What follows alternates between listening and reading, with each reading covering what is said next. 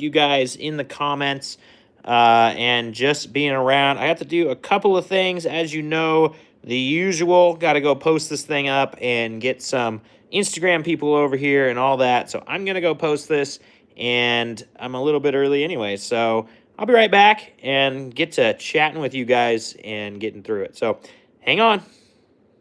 Okay, excuse my rudeness for taking off and getting out of here for just a second at the beginning of this live. But now we are going to get this thing going, guys. So here is what is happening here. We're going to do all of this stuff. And no, I don't want this poll. I'm just looking at all the extra things I can do now. They said there's some new things, so...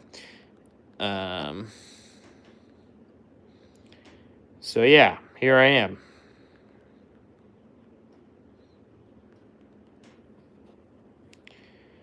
And putting that over there. Q&A's up. We got some people coming in. Love to see it. Love to see it. To run Bonna says that he is they are 6'3". I don't know if it's a guy or girl. And can run a mile in under 4 minutes. Dang, bro. Somebody's rolling. We got Kairarlala. Man, I'm so bad with names, so you can just make fun of me in the comments for how badly I said that, and I'm okay with that. Amsterdam, Netherlands, how are you doing? We got Chase saying hi, Bailey saying hi. Thank you guys for the likes. If you are in here and you can hit the thumbs up, I would really, really appreciate it. That'll help get this thing going out to my followers. And we're there. Not bad, really. I feel like I butchered the heck out of that. So, but glad to have you here. Kairalala. I feel like the end of it I have, okay. But the rest of it, that's just rough. It's just a rough... I'm not good at reading that. FBI says 1. Darius says, not to offend straight guys, but you're handsome. All right. FBI says 1, 2, 3. William Sharam says hi. What is up, guys? Welcome to the live.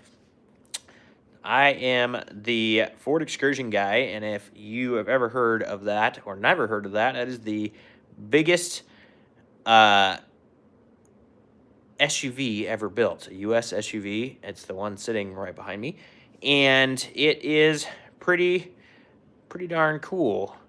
Kira Lala, I like it. Kira Lala, SWAT neutral, sweet, love it. FBI, thanks for hanging out. If you guys are here and you have not hit the like button, I would appreciate the heck out of that.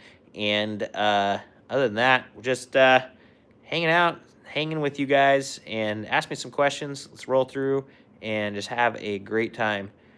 Brunel, somebody says hi. Darius. Dude, yeah, us Americans don't know how to speak any of those other languages, so I apologize. Wilhelm Sarim? I have no idea, man. I'm sorry. Chase Allen, how big are the tires? The tires on this truck are a 40-inch tire.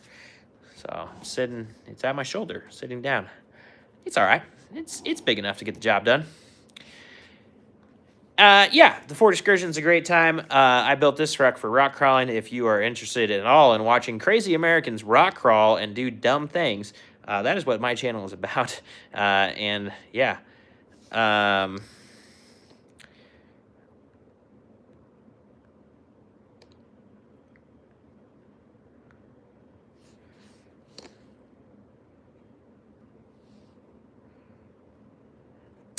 okay.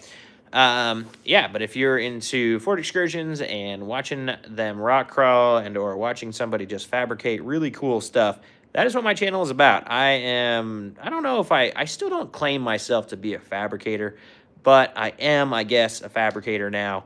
And I built a lot of stuff on this truck by hand, taught myself how to weld, and just started cutting and welding things back together.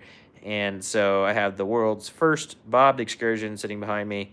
It's also on 40s with very little lift and extremely capable off-road rig. got an event coming up next week that we're going to Trail Hero. So,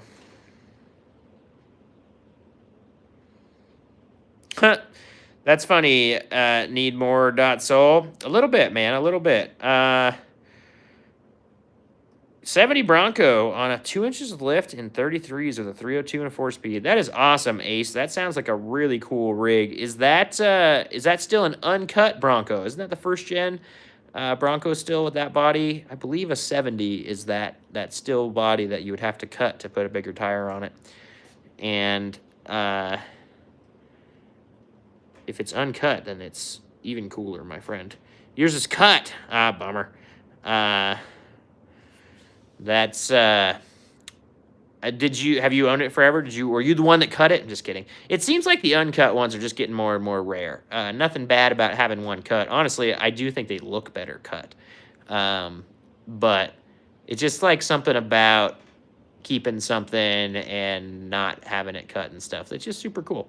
So if you guys are in here and you want to hit the like button, I would appreciate that. There is live chat, block words. They keep telling me that there's a goal for the super chat thing on here, and I cannot find how to do that. But my goal is always something. So if you want to donate to me and my dumb causes, you're willing to or open to do that. It is very possible to do. But I'm just hanging out. I want to hang out, answer some questions, just hang out with some people. Ace, you didn't cut it. Owned it for 15 years. Wow, you've owned it for quite a while. You've probably watched the value of it go up like crazy. Yeah. Working with Walter. What is up, man? I think, Walter, you are the first Excursion owner that has come in.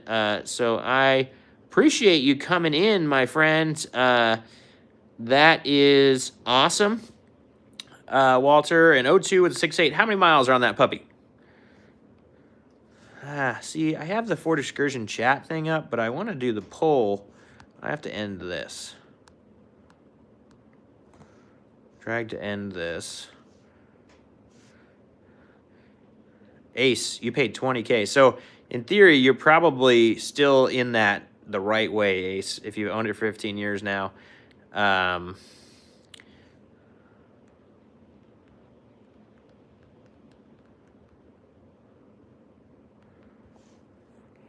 Sorry, I'm setting up a poll for you guys to vote in. I always love knowing how many people are Excursion owners that come into my live. So I got that going on there. Walter, if you would go ahead and vote in that poll. Everybody. Bailey, what is up? How are you doing?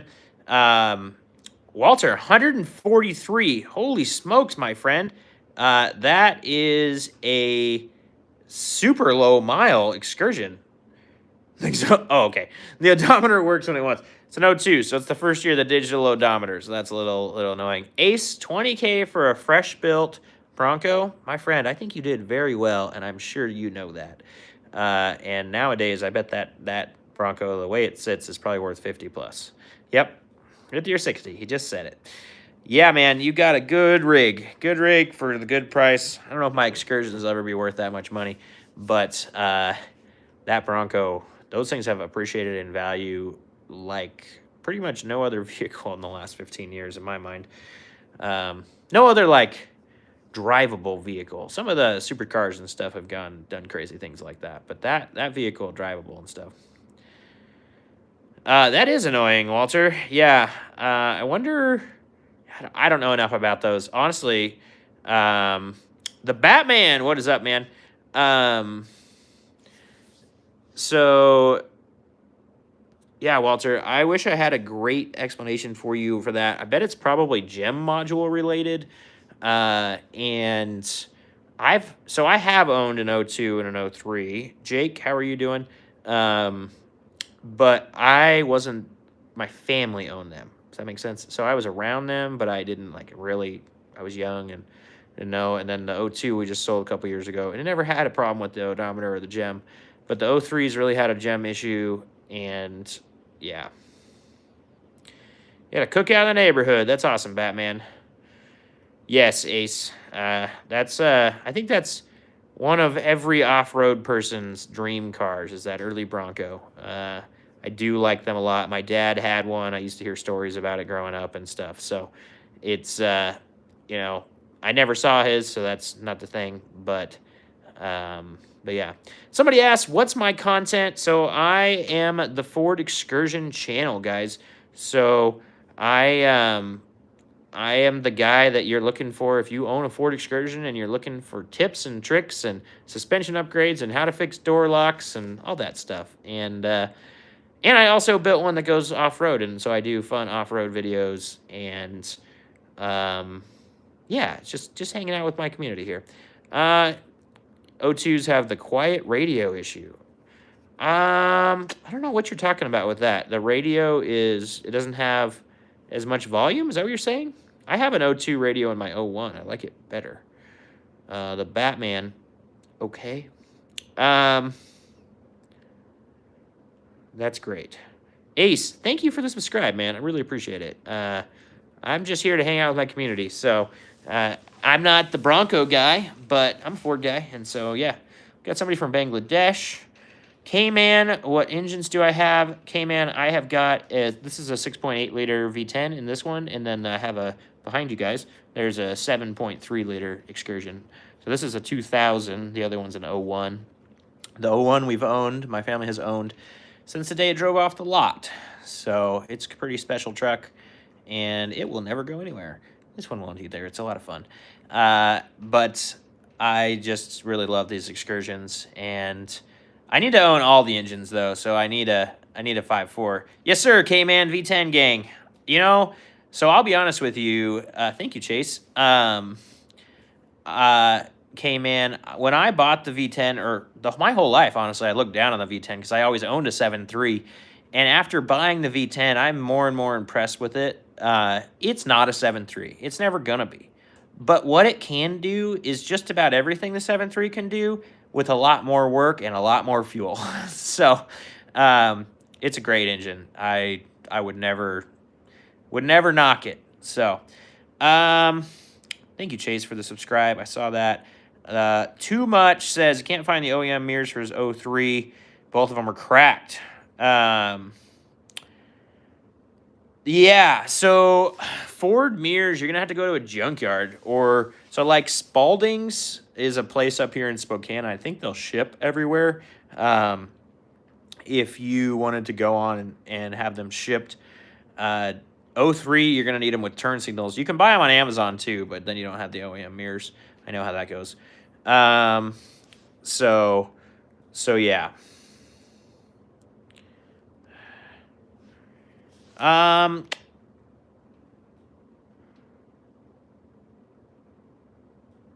Ace, you're a full-time auto body painter. Dang, man. You're the body guy. I hate body work so much. I would love to have somebody around. I want to fix some of the stuff on this truck, but I also don't want to because then I don't feel bad at all.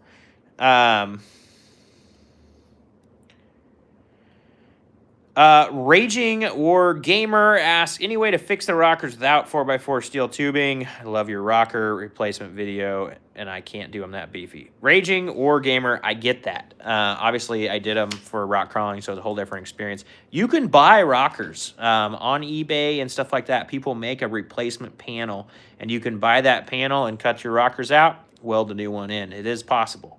OK says, hi, K-Man. Been wanting to put a Banks exhaust and tune on mine.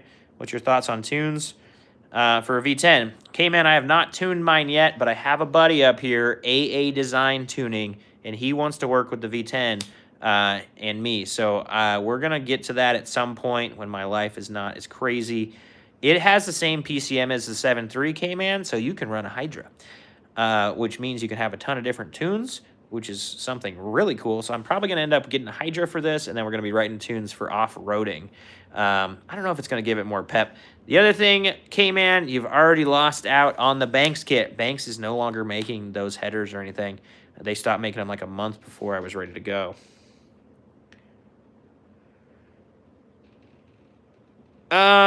You know, working with Walter, I just, no.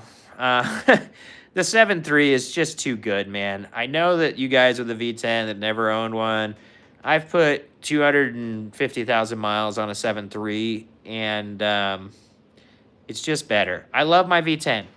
but man alive, the 7.3 is just, it has so much more power, and it would just work so much less. I get it. I do like my V10. I've said it like 8 times now. But man alive, the 7.3, I'm never going to forget about a 7.3.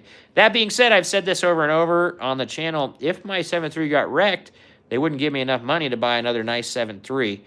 And so I would probably look for a really nice V10, because you could buy a V10 with 150,000 miles on it for less money, which means I'd have a way nicer truck than going back and trying to find somebody else's 300,000 mile 7.3 that wasn't garage kept and all that stuff. So you have all that stuff. The Batman, yes, it's probably more reliable than a Toyota. No, I don't know. Depends on the Toyota you're talking about. The new Toyota Tundras are getting new engines. So, Ace, you paint. That's awesome, man. Working with Walter. Oh, you're doing the rockers on your low mile truck. I forget what you were. Is that you? Was it asking about the rockers, Walter? It's been a while. I can't find it anymore. Oh, Raging says. Oh, okay. Yeah, I've heard that from a few people, that the tunes actually do help with the V10. But like I said, you can't find the bank stuff anymore. I have JBA shorty headers on this V10. It seemed to help it a little bit. I didn't really notice. 488's definitely helped. And for my purposes, for this... Oh, the dog legs, yeah. For my purposes, for this truck, when I went to build it, the reason I went V10... Also, K-Man just said he subscribed. I appreciate that, K-Man. I'm the Excursion guy. So if you're not subscribed and you own an Excursion, you probably should be. I'm also planning an Excursion event. If you go on my Facebook page, Geeks4x4 on Facebook, you'll find events, and you'll find the Excursion event. That is happening April 9th through the 12th at Maris Adventure Park in Texas. It's about as central in the United States as I can get, my friend. So I'm driving 26 hours to get there, and going to host that event for everybody, try and get as many excursions together as possible. So if you're anywhere near that, or if you have the time to drive and come out and hang, would love to have all of you guys there. Working with Walter. Awesome. Hey, Walter, have you noticed any... I mean, this is the dumb question. Everybody's going to make fun of me. Any fuel mileage stuff from that tune from 5-star? I'm just curious. I'm not really as interested in the power. Yeah. Nice, Walter. Yes, like I said, mine are JBAs, so they don't have any of the EGR or anything either, so... K-Man says Western Wisconsin. Yeah, man. So yeah, I'm in Washington State. So you're not that far. You're actually less than me from this event. Like I said, all the details are on my Geeks4x4 event. So Geeks4x4 Facebook, and then go to the events tab. I think there's a more thing at the top, and you click events, and you'll find the events that I'm running. You'll see there's an event next week. It's Trail Hero. So I'm kind of prepping for that. I just did a axle seal on this wheel right here, and hopefully it's not going to leak anymore. And then I'm putting rock lights on finally. I have like down lights for when I open the door, but I'm going to finally do actual rock lights on this truck. So I've got 6 of them wired and all tied up now. I've got the 2 front ones to bring back across. And yeah, really, Walter, very interesting. Yeah, so Walter, my friend at AA Design Tuning, works with 5-star all the time, and he found out, or he told me, and he probably has done this forever, that we have the same PCM as the 7.3, so you can run a Hydra on a V10 and have a bunch of different tunes, which means you could have 15 different tunes. So we're working on, or we're going to work on, when I have time. I feel bad. I keep talking about this, but I need to do it. Some tunes for like off-road. So where like the transmission will only shift through first and second or something when I'm in 4 low. I can click it into a different tune. Or like torque converter will stay locked. I've got problems sometimes where I'm up on something and the torque converter will lose fluid. And so I need to figure out something I can do with that and just kind of build some tunes. And then, yeah, he said we could probably get some more pep out of it. And that's great to hear that you're getting some decent fuel mileage. This truck stock got really good. It got around 15. And it gets 12 the way it sits, which I'm not complaining. When I built the truck, I was like, I'm going to be so stoked if this truck gets over 10. And it gets 12 at 68 miles an hour. Like, I'm good. Like, fine. So, it's hard. This has a smaller tank, so anything I can get for better fuel mileage is awesome. Well, it's bobbed. I don't know if you guys are followers of the channel, but this is a bobbed Excursion. I say it's the bobbed Excursion. That's 4 doors, and it has a 23-gallon tank. Cayman, no. It has 488s in it now. It's got 40s on it, so it had these, and it's got 05 axles in it. So this whole setup is, yeah, it's so different. Yeah, see, so you get what we're talking about, Walter. So yeah, so AA Design Tuning and within the next year probably, I hope, are gonna. I just haven't had the money to buy the Hydra, and I don't want to bug him until I have the money to buy the Hydra. And so when I have that ability, I'll grab a Hydra, and then he wants to build some tunes with me, and I'm stoked about that. Yeah, and I bet we could build a tune for somebody like you doing truck pulls and stuff like that. That'd be really cool. Yeah, you can make your own tunes too. Like I said, I don't know enough about it, and I'm not that kind of guy. I'm a more mechanical person. So if you're a tech head like that and you understand the computer program, I think it'd be really fun. But I'm just not, so not my thing. Yeah, Cayman, that's great, and that's right where I was with the stock 265s on this, and yeah, very cool, Walter. Yeah, that I mean, dude, like I said, if you're into the tuning and stuff like that, and you want to write and do your own tunes, with the Hydra, like I said, you can build yourself 15 different tunes to try, and that's pretty freaking cool. So, Cayman, yeah, you probably do have its 373 unless you got a 430 truck. What's your RPM at that 70 miles an hour? It should be like right over $2,000-ish. I think it's like 2,050. I think is where this truck was with the stock gear, with the 373s in it, and stock tires. So 2.2 at 70. You might have a 410 or a 430. You have to look at the tag on it. 430 wouldn't make sense, though. 2,200, huh? That feels a little high. But, which good. That means you might have a little bit deeper gear in it. But that's what I'm running about now. I run about 2350 at... this truck really likes 68 miles an hour. And it's with the tires like it and all the stuff. And so... I run like 2,300 with this, and then when it downshifts, up to 30, 34, 33 to climb a hill, and it does great. I really like the 488s. If you were towing or doing anything like that, or you lived in the mountains, which I do, but this truck doesn't go over the mountains that much. I would go deeper. Emma, how are you doing? So yeah. Like I said, the excursion event for you guys, you can go to my channel too, and you go in the description of any of the other videos. You should see, oh no, I don't have it there. You should see a link to the Facebook page, and then you can go to events. I thought I had somebody coming in to post links. Grace and Cam, are you out there? I don't think they're here today. But yeah, if you hang around long enough, maybe somebody will come and help me with links. But yeah, that is great, Emma. So yeah, 40 excursion event. The next big thing though is Trail Hero, and if you're on the West Coast and you are interested in going wheeling, that would be amazing. And I would love to wheel with you. Today is the last day. There they are, Grace and Camo excursion event link for you guys, Walter and K-Man, if you guys haven't heard about that.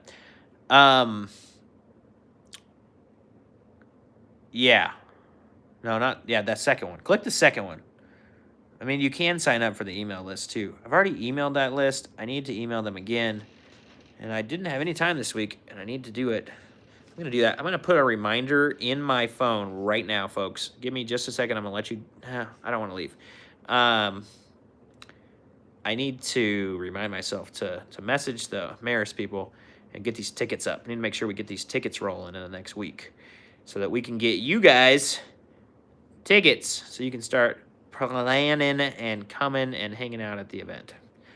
Thank you, Grace and Camo, for sending all of those links here. Emma, I live in Washington State.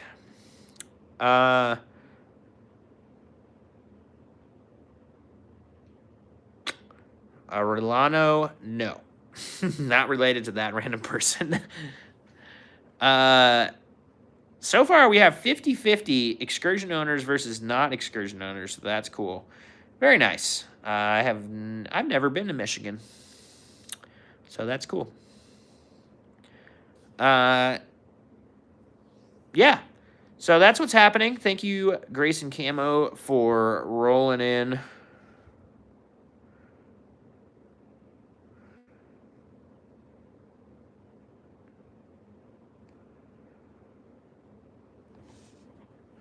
Hey, I get it, Walter. Like I said, pay attention, though. Follow my pages and stuff. I'm hoping to do this event every year.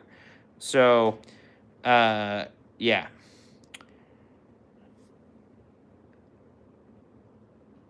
Yeah, bye, Mohammed. Thank you for the live updates, Emma. Pennsylvania, you're not that bad. Nice, nice.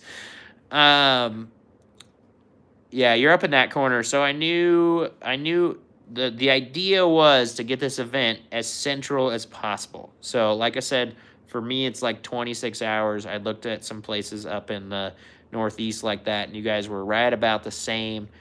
And that's by Emma, and that's why I chose that place. I totally get it. It's not close, but the idea is that as many excursion owners from everywhere can get there, and not one of us is driving like 45 hours to get there. So, K-Man, yeah, buddy. We run them. We were pretty lucky out here. Got not very much rust. This truck had a tiny bit of rust in the rockers when I cut them. Made me feel better about cutting the whole truck, but yeah, it wasn't bad at all. So, yeah, undercoat them every fall. Yeah. That's rough. I also just try not to drive mine in the winter. There's like, I mean, I do live a place where it snows. We don't even use salt though. We use this liquid melt stuff, which is probably worse for your vehicles. But if I drive them, take them through the car wash, get the undercarriage cleaned, and go from there. But yeah. Yeah, I'm not envious. I keep looking out there though, buying some of your guys' stuff, because with that much rust, it's not worth anything. And for the amount of cutting that I have planned for the next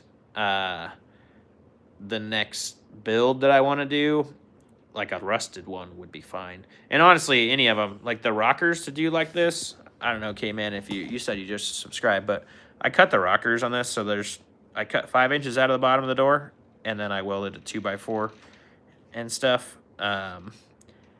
And yeah, so anyway, that's like perfect for getting rid of your guys' rust, because the rust is all sitting down in those rockers. So, snow belt, yeah.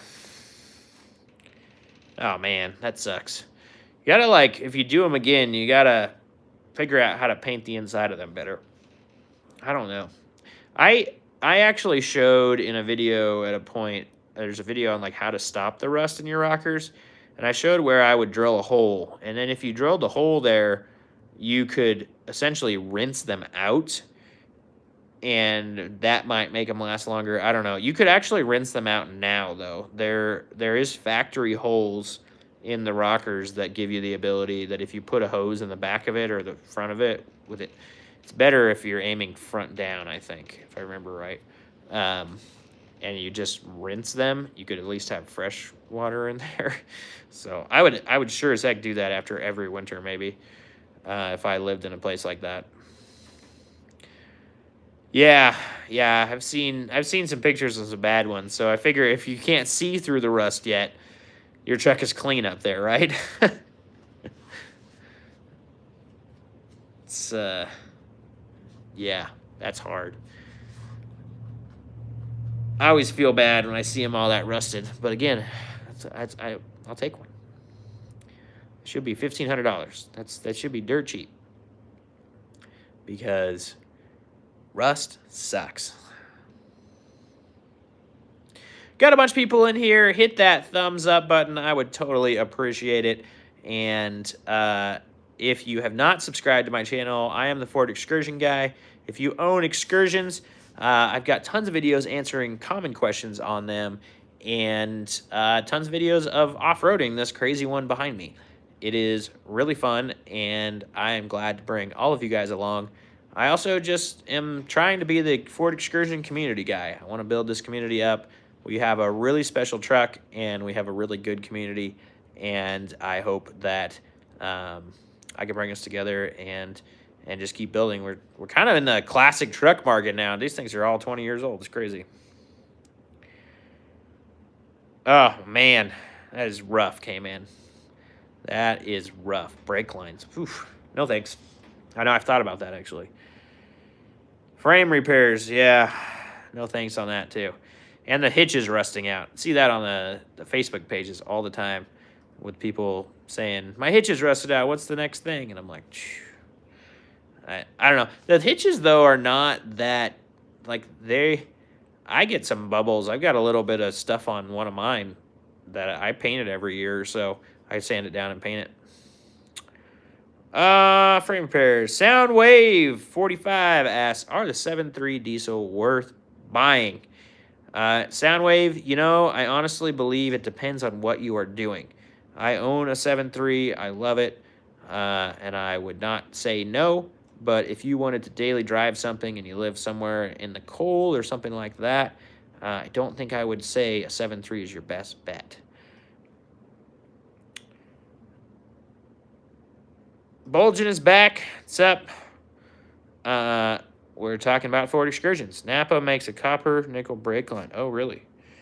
Oh, that's cool. So you did all the hard lines with a kit from Napa? That's actually, I didn't know that somebody made a kit like that. Oh my gosh, Walter. That is, dude, move. All y'all up there, you tell me about all this crap, and then you're like, I love it up here. And I'm like, why? I couldn't live to watch all my vehicles get torn apart by the rust. Zachary, what up? How are you doing today? Got a couple of other Excursion owners that just came in here. If you've got an Excursion and you just voted in the poll, would love to have you like this video and also comment in the comments. Tell us what year you've got and what engine and stuff. We would love to include you in this chat. Yeah. Yikes.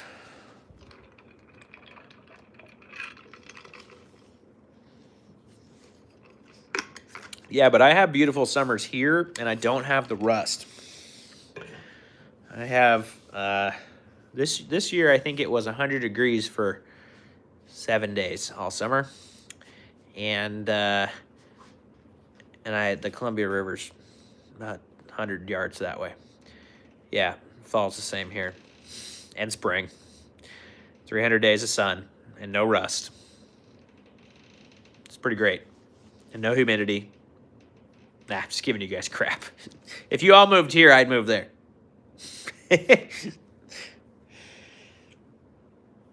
Anonymous. Gen modules go out in Texas heat like crazy for the instrument cluster. Yeah, Anonymous. The Gem modules are not big fans of much. They are, yeah. They're just finicky. The Gem module thing is, honestly, so I own an 01 and an 02. Sorry, an 00 and an 01. And those are the years I really like. I like the knob AC stuff, and then I like the no like gem module controlling everything. Walter, yeah, I mean, it's kind of what our summer is. It's a little hot, but you have humidity, so it feels hot. Yeah, the push button. I do agree, Anonymous. The push button, I wish that they would do a stick on the floor, but here's a secret. So the little box in the floor, the cutout, it's there. So all you need is you can buy a shifter kit for them, or you can buy a 250 case with all the mechanism and everything. And yeah. K-Man asks, so my 2005 is an XLT. How easy would it be to install newer Super Duty seats? So K-Man, it's a great question. The body stays the same until the aluminum trucks. So to me, I have not done this. Seems like a lot of people have. If you get a 16 or I think it's a 17 when they went aluminum, I forget. So as long as it's not an aluminum body, the cab is the same. So in my mind, I think the tabs and everything for the mounts of the seats might be the same. Again, have not tested that. Yeah, I think even later. I think you could go to like 16. I'm pretty sure it's 16 that they went to the aluminum. Yeah. Yeah, it's like, but those seats, the reason I haven't tried it is because everybody wants $1,000 for a set of those friggin' seats. So, yeah, well, Grayson Camo can't talk about heat to argue, Walter, because they live in the oven. They're currently in Arizona, and it's probably, I don't know, 110 as the sun goes down, and it will get a low of 102 tonight. K-Man, yeah, so I don't know when they started doing that. Obviously, you know, go up to the year that you find out they started doing that. But I believe the cabs didn't change from because what I've been told is I can put doors on it from up to 16. So, but yeah, Walter, I hear that the fall's over there. I think you guys may have us beat for fall colors because we have a bunch of evergreen trees and you guys have all the leaf changing trees. And so I do want to come up there in the fall and come see. Obviously, every part of this country is beautiful in its own ways. So glad to have people from all over the country. I just like giving you crap.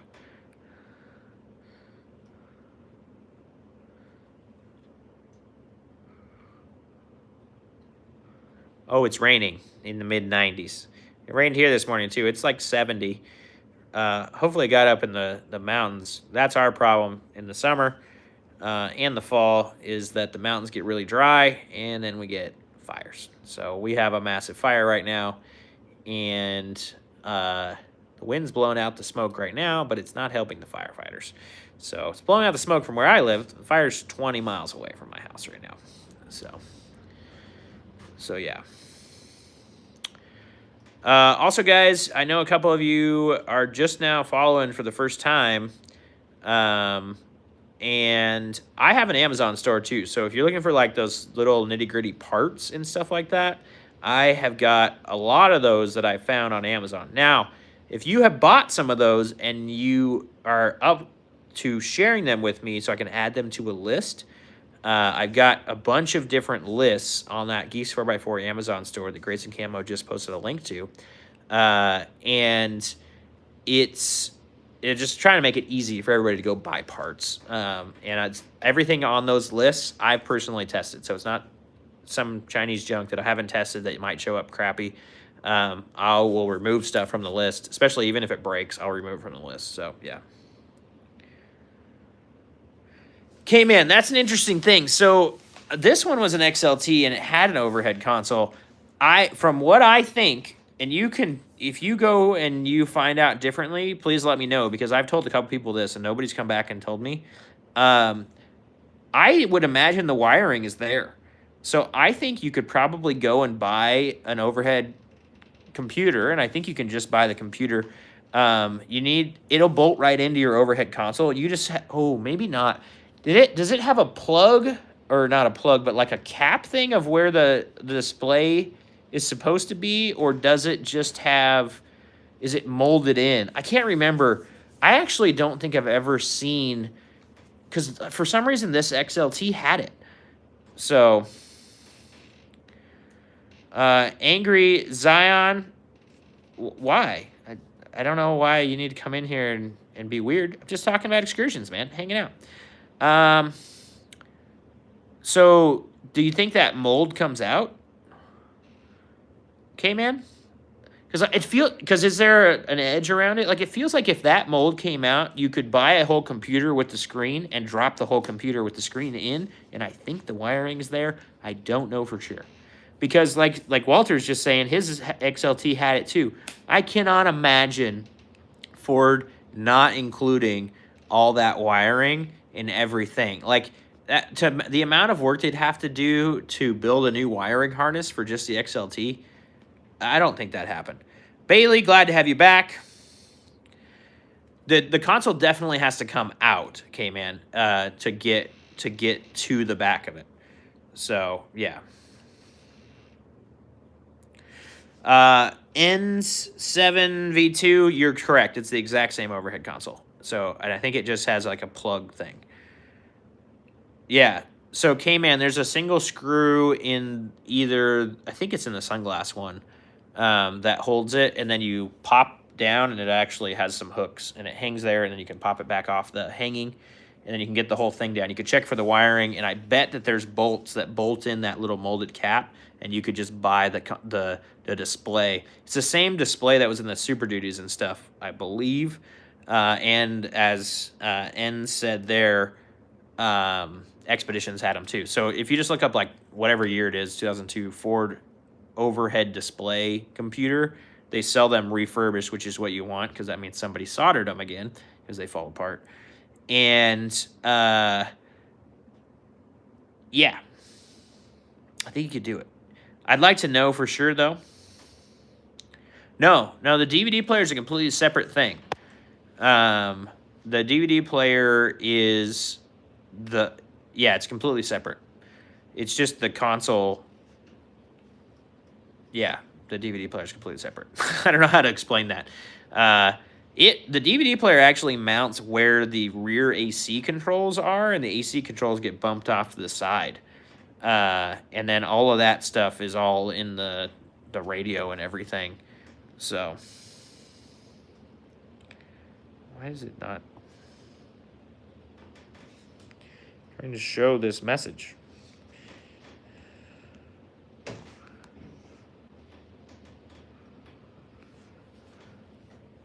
Yeah, the DVD players only came, first year of them was 2003. So, maybe late 2002. Our O2 didn't have a DVD player, and it was the top thing. The O3 that my family bought had a DVD player. So, yeah. So my O1, no DVD. The O1 has all the stuff, except I didn't think for a long time, I didn't think heated seats were an option because I figured we had everything. But my O1 does not have heated seats from the factory. Okay, riddle me this, Walter. You still here?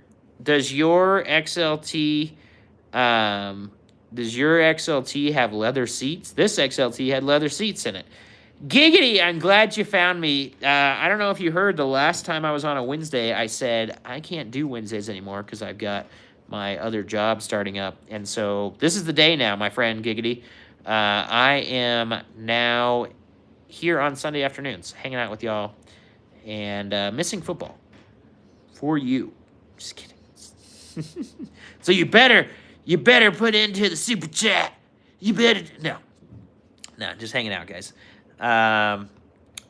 Yeah, so we moved the live. So hanging out on a Sunday afternoon now after church, and getting to hang out with my friends and get to know my community better, getting to talk to y'all.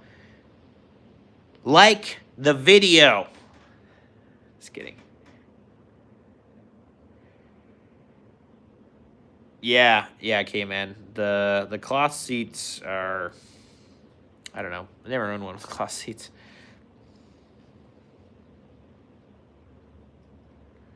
Oh, interesting, Walter. Somebody put those in there. Third row, too.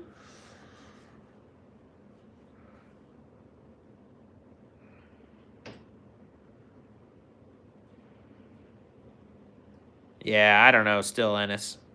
I don't know how to read license plates, so, you know. Glad to have you in here, though, my friend.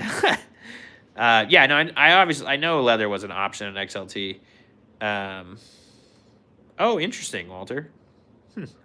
The third row has that different leather in it, too?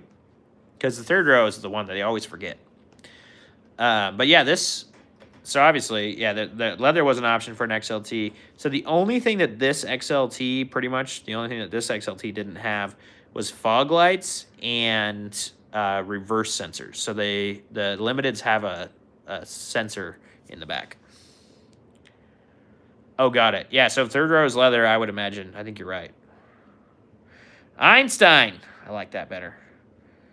Dirthead Dave sent you? He sent you over here? Gotta watch out for Dave, man. He's kind of sketchy, and you never know what he's gonna say. Wanted to update my interior. Totally get that, Giggity. Yeah, mine was gray. My gray too. Okay, interesting. I wonder if you couldn't get a tan leather in a non-limited. Chase, glad to have you back, my friend. 2005 XLT has keyless entry, but that's it. See, from what I see, I don't think there's an Excursion that was made without the keypad and a chip key. They kind of put the PAT system and stuff to work, like testing it on the Excursion. And so I think that every Excursion came with that stuff. Only have half of the second row. That's funny. Is it? Oh, it's because the wheelchair go in and out? It's kind of interesting. Einstein, how'd you get talking to Dave? Do you live in Spokane? Because I live in Wenatchee, man. I'm right here. If you're around, you're an Expedition owner. Yeah, I have the keypad. Gray is hard to find. The gray leather? Oh yeah, the gray leather. Well, my front seats are already gone. On his videos. Did he say something about me, Einstein? I don't know, man. I haven't had time to watch a lot of his recent videos. I've been talking to Dave, I'm hoping he's going to help me with a roll cage, but we'll see. He's very busy, and I'm very busy, and it might not work, but Dave's a buddy, and he lives a couple hours away, so super nice dude. If you've never met him, really nice guy. He is who he is in his videos, and just a solid dude. So, oh, cool. I did a video with him a while back. I don't remember, but that's great. Ford Excursion, your ignition broke. Time to get a new ignition. Cool, Einstein. Well, glad to have you in, man. I did. I don't know. Maybe I did a video. I don't remember. I have no clue. I can't remember that. So, but yeah. Yep, Dave's a great guy. Glad you found me, Einstein. Glad you found the live. Glad you are part of the channel. You said you're an Expedition guy? Or do you also have an Excursion? Do you have all of them? No more Expedition. What's your current ride, Einstein?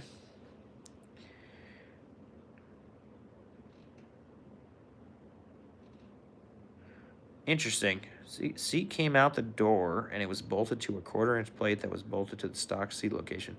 So the seat, like, slid out. Einstein, a 5.0 F-150. Very nice. One of the last ones, I assume. Is it newer, or is it older? That's a great motor. And in an F-150, it's probably a lot of fun. Probably a good time. 2011. Yeah, so what was the last year? Probably not. That's not that close to it. But, like, there was... Because they're not doing a V8 in that anymore, I don't think.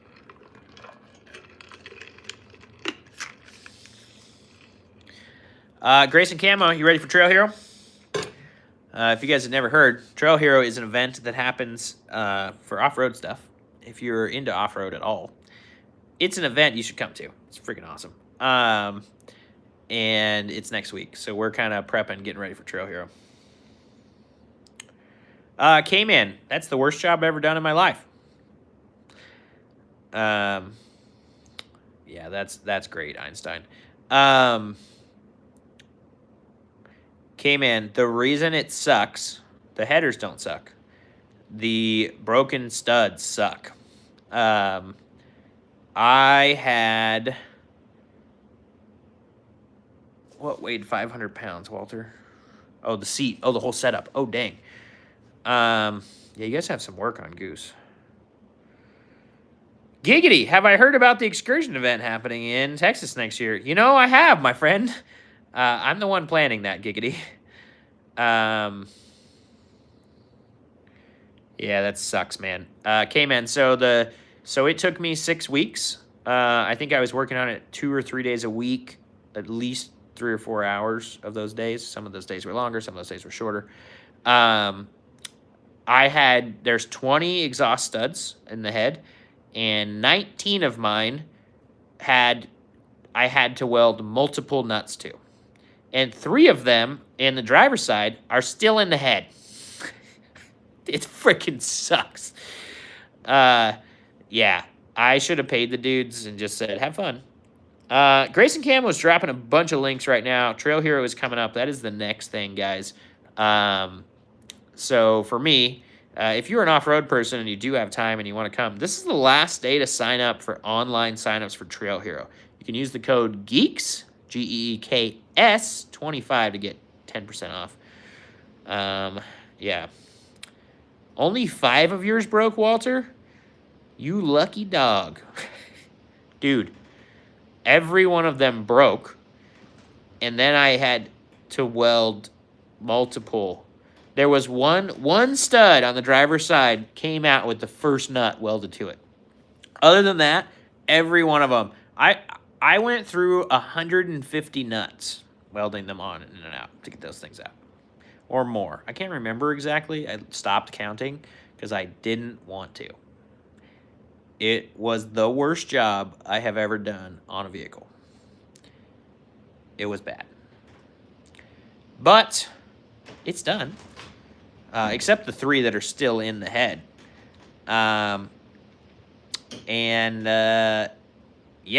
the worst. You know what's funny? So this is coil swapped. So I took the coil buckets out, and with what I have cut out for the coil buckets to fit in the inner fenders, I had tons of room. The room wasn't the problem. If you were to lift the motor up, it would help you get a drill in there. I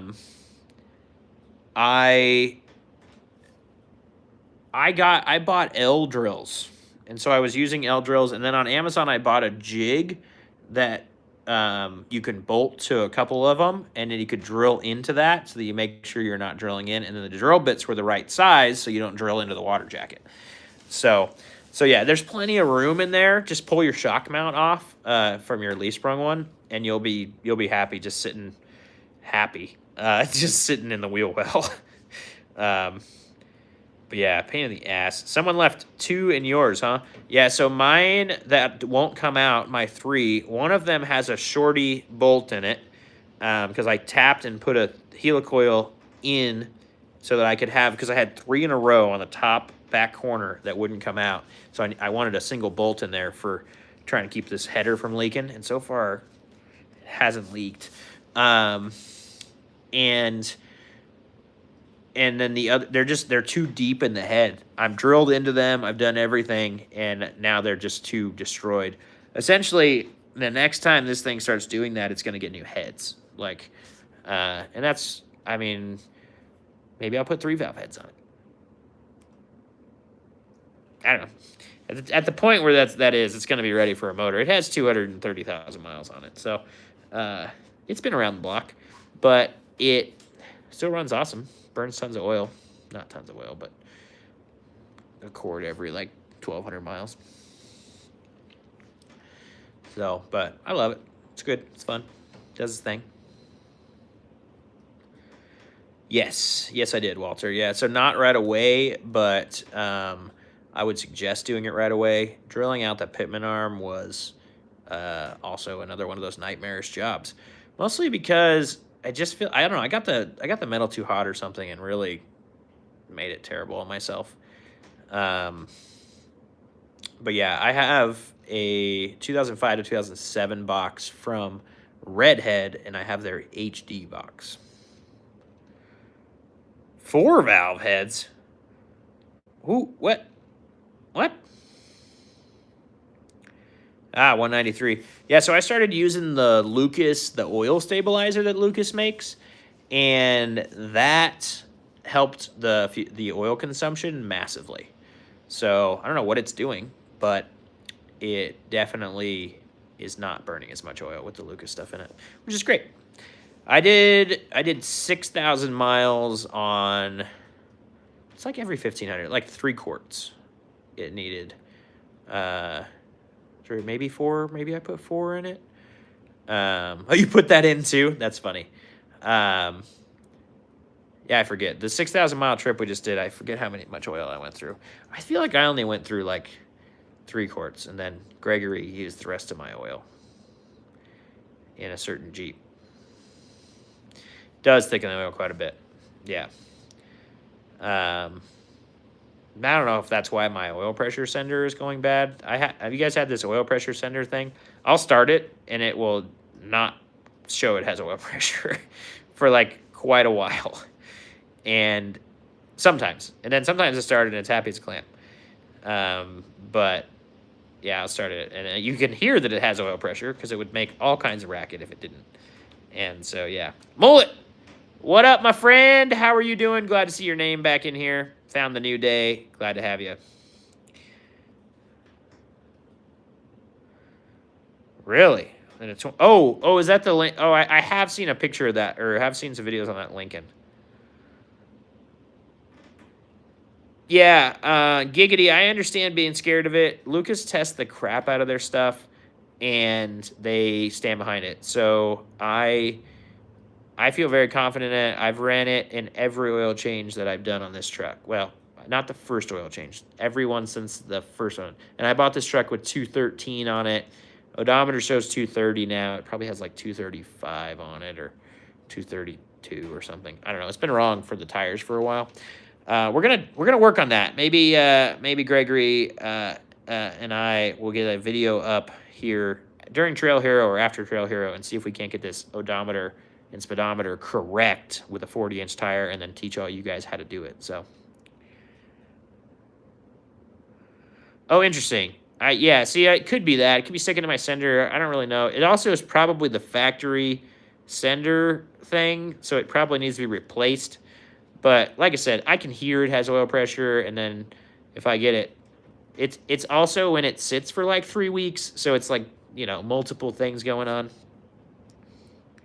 Mullet, you're good, man. I have been crazy busy too. That's why I moved the day. That's why I did all the stuff. So I do not expect you guys to be here every time. I love it when you're here. I love seeing your name every week.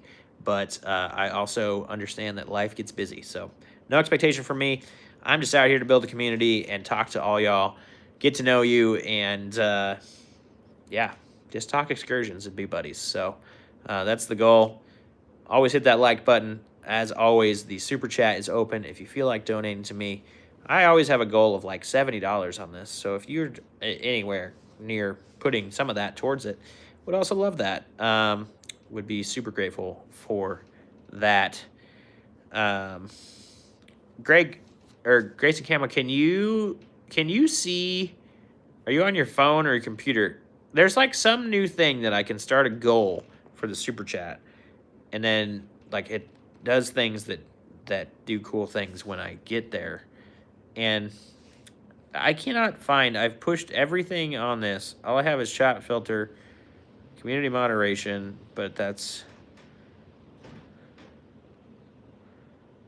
it doesn't, nobody has told me how to do this.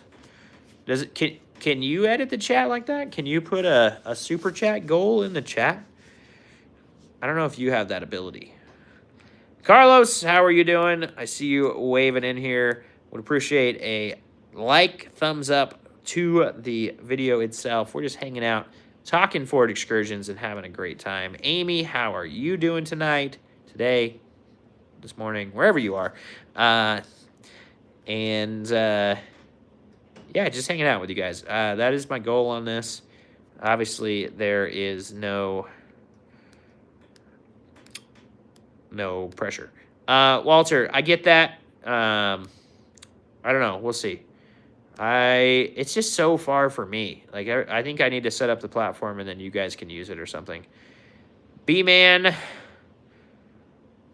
Don't know who Claudio is, but all right.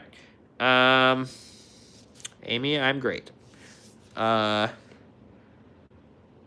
K-Man, my 7.3 has a Banks kit exhaust, so it's got the monster muffler and 4-inch from the front back.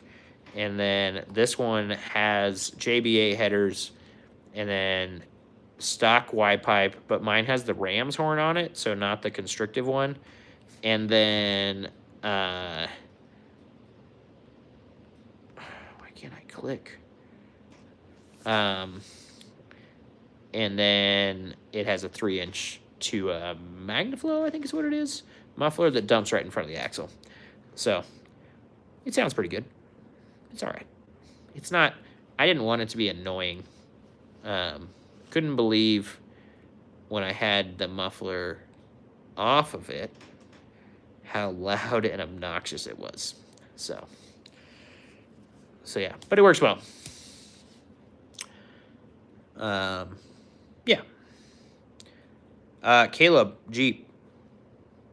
I'm not a big Toyota fan. I don't like IFS, so. Exactly, K-Man. Somebody said Land Rover. Yeah, like I said, I'm up for that. But again, like, the idea is in the middle. Like, you guys are driving the same distance I'm going to drive to Maris. So if we just plan this event for every year and then we all just drive, we can all be together instead of having chapters and just all these little small things. I'd rather have massive meets where everybody can drive. So yeah, but I get it. It's time. It's there's literally Lars. Is it Lars? No, I don't think it's Lars. It's Fabio. He's going to ship his Excursion over from close to Germany for this event. So, oh dang, yeah.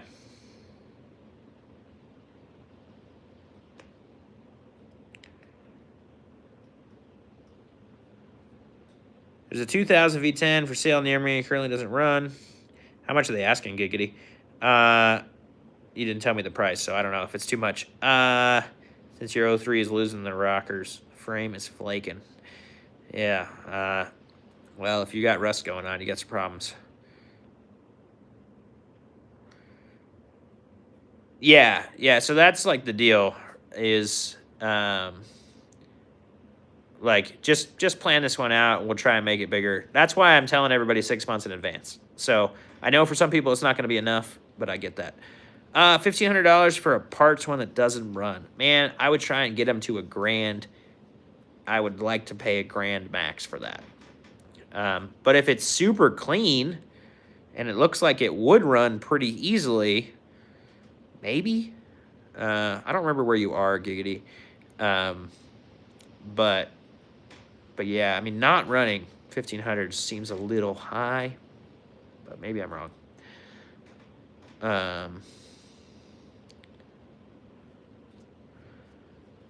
Yeah. So that's my goal with the event. I understand that a lot of us are going to be driving a long ways. As I keep saying to everybody that talks to me about it, I'm the one planning it, and I live in Washington State. So I'm not on the water, so those guys have 3 more hours than me, but like I said, it's like 26, 25 and a half for me. So it ain't close.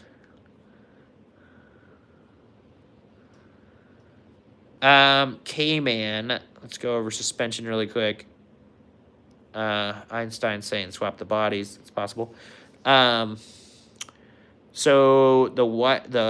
I say the white track, and you guys can't see that. The 7.3 has V codes and C codes from ATS with leveling shackles in the front.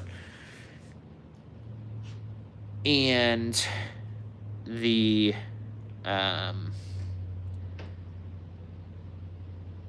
sorry, I just heard my neighbor start his truck, and it doesn't have any exhaust on it. It sounds nice. So 7.3 VCs with leveling shackles to get it level, stock blocks. It's got Skyjacker Black Max shocks on it. And so it rides pretty darn good. I like the way it's more of a tow truck. So it's got 285s on it. Pretty, yeah. No, the exhaust is not on it right now. Grayson Camo, he needs to come over here and weld the exhaust back on it. And that Hemi is not quiet. And then this truck has, did you just start it, Alex? Because I just heard it. This truck has coil swapped 4-link, PMF 4 links, PMF coil brackets, with 2-inch Skyjacker springs. This one in the back has stock Excursion springs that are, I ran without the bottom 2 leaves for an off-road trip, bent them, put the bottom 2 leaves back, don't have the overload spring in the bottom, and a 1-inch block. Is that easy enough to follow? It's not.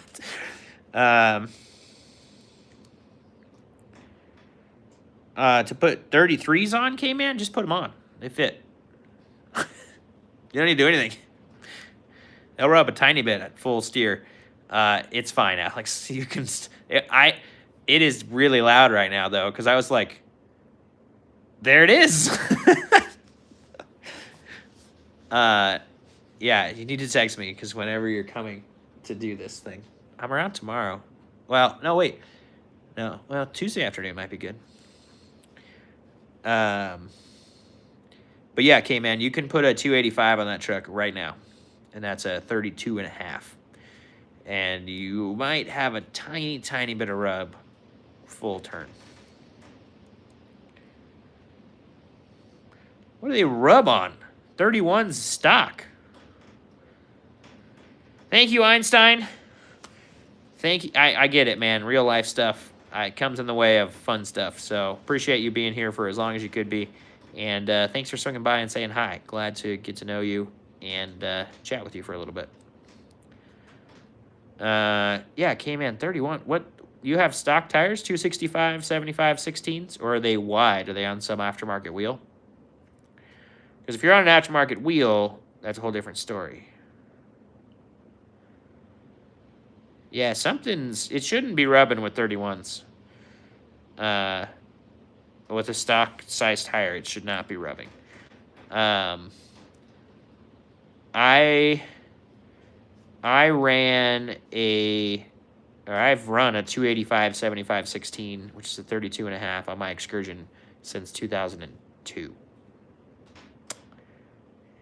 Before it had any height on it at all. So. Oh, or is it? No, I mean the 2-wheel drive still came with a 265. I don't know.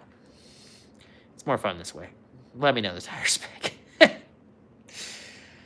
But yeah, if you have not liked this video, I would super appreciate it if you did. Also, the super chat is open. You guys are more than welcome to donate to the Geek. Got a lot of gas to happen next week, and so any of that is great. And yeah, okay, Lonnie, hi, how are you doing? We've got the Trail Hero coming up. If you guys are at all interested or have the time or close to, oh, well, K-Man, you already have a 32.5-inch tire on your truck. Thank you.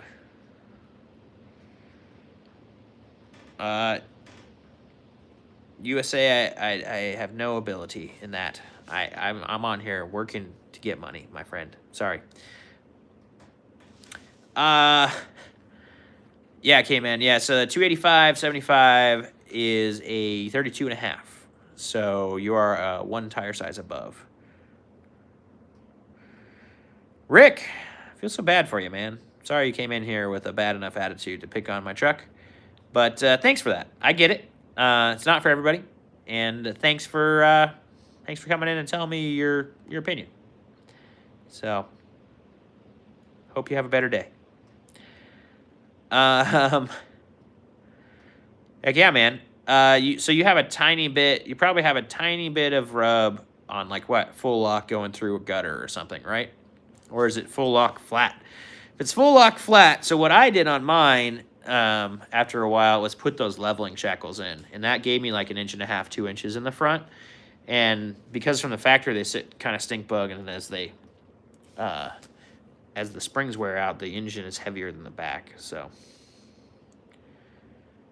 yeah, full lock through a dip, right? Not just like full lock into a parking space, not with the suspension moving. I feel like mine would rub, like if I was really hard turning, like full lock into a driveway. I don't remember, just barely. It had hardly ever rubbed. Yeah, all of it. Yeah, giggity, heck yeah.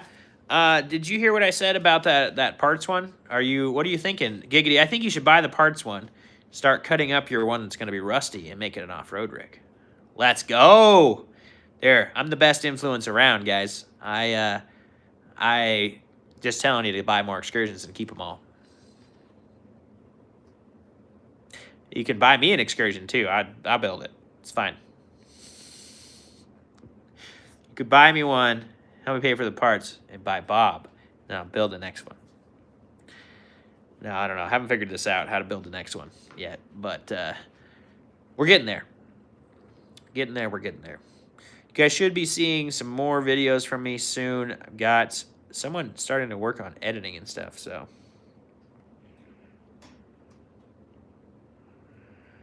Yeah, I could buy you one. I wish, man. There's $0 in the Geeks4x4 fund.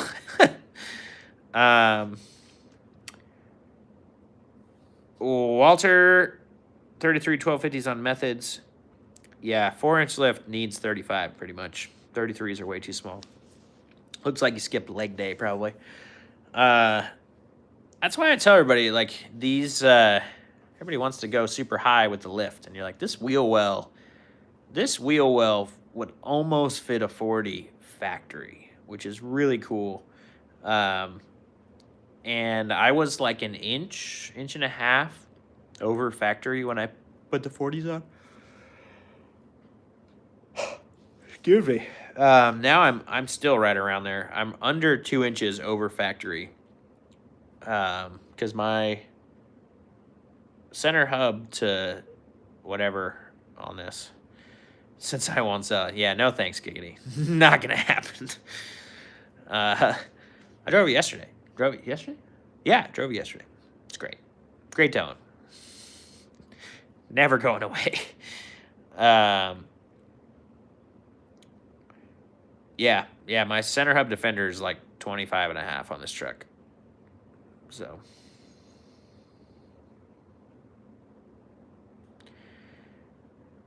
The wider helps. Yeah, but you'll like the way they look with the 35 on them with the 4 inches. It's really good.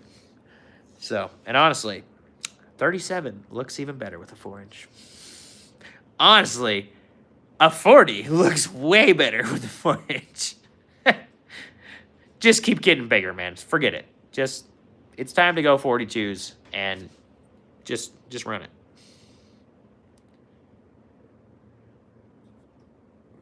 Grayson Camo, I saw what you sent me. Can you set that up? Yeah, the width of those do make it better. Oh, guys, we need some more Excursion owners, but I have to read about it. Okay, yeah, we'll deal with it next week. I just don't understand why that feature, like they told me, oh yeah, you can do this, and then I can't, like, it's supposed to say, click on your chat and do it, and I can't do any of that, so.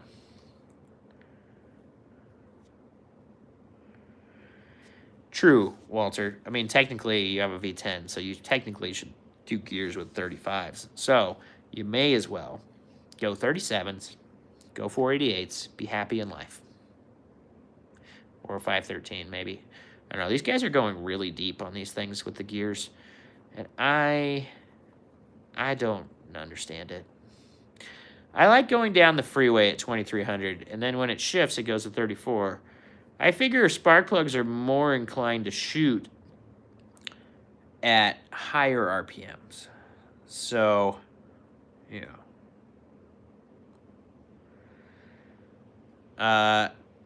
Okay, man. The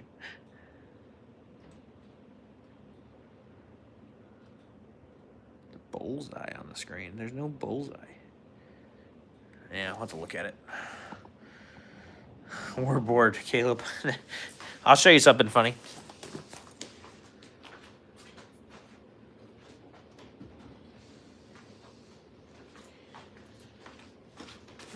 All right.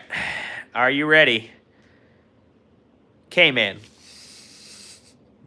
I was literally looking at this as you asked me about it. This is the one from Bob. This is, so at 2000 and 2001 got the tape deck. 2002 got a 6-disc player.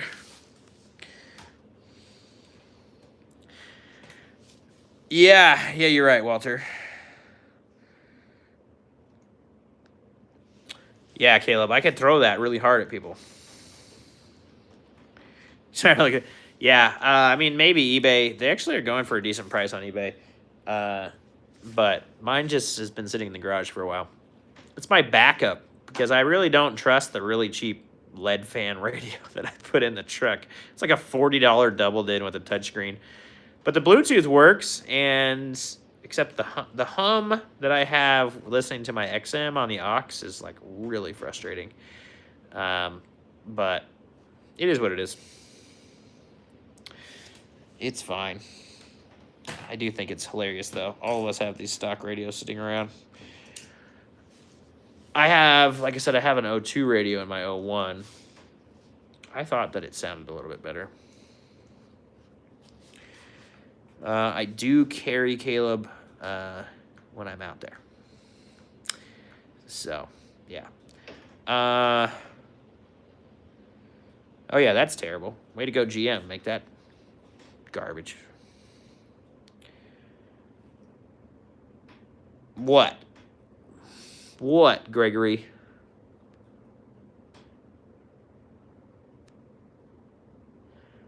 I see more. I see party cakes coming through. Love that. Love that for you guys. Bring it in. Oh, lighting on. Lighting off. I don't know what that does. Yeah, it's the bad radio hum. Yeah, I don't even know. It's not even a hum. It's like a... It's really annoying.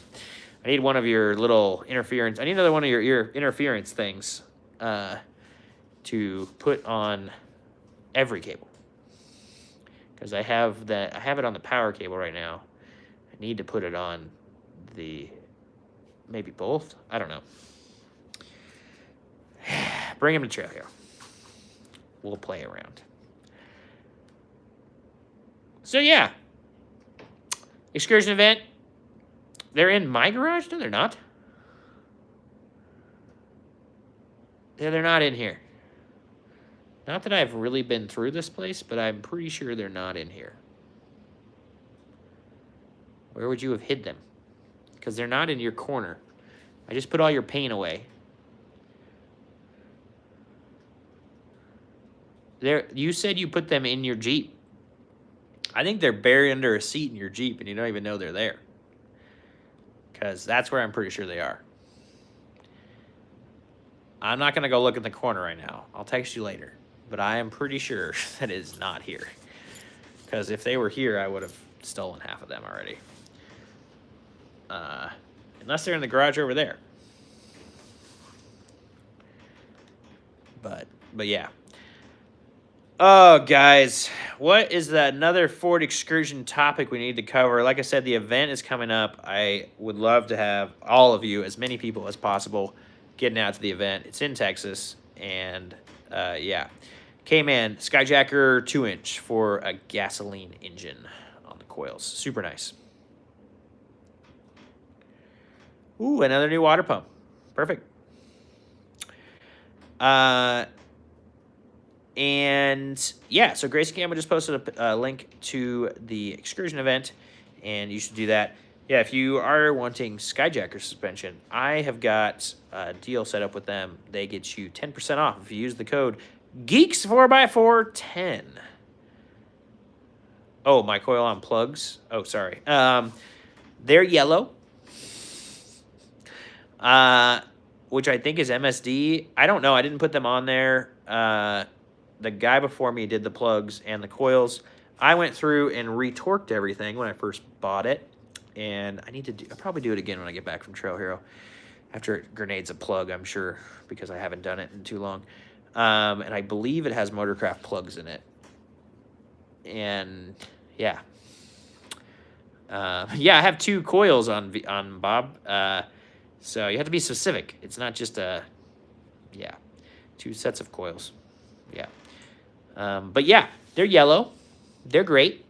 I would like Motorcraft ones. But again, the coin, until it starts missing bad enough for me to buy Motorcraft plugs or coils, I'm just gonna leave it put. Yeah, I don't put very many miles on the truck. It's not a daily, and but when it does get driven, it gets driven. So like next week, it'll get 4,000 miles on it, 3,000 miles on it, and it's gotten 300 miles on it since April. So yeah.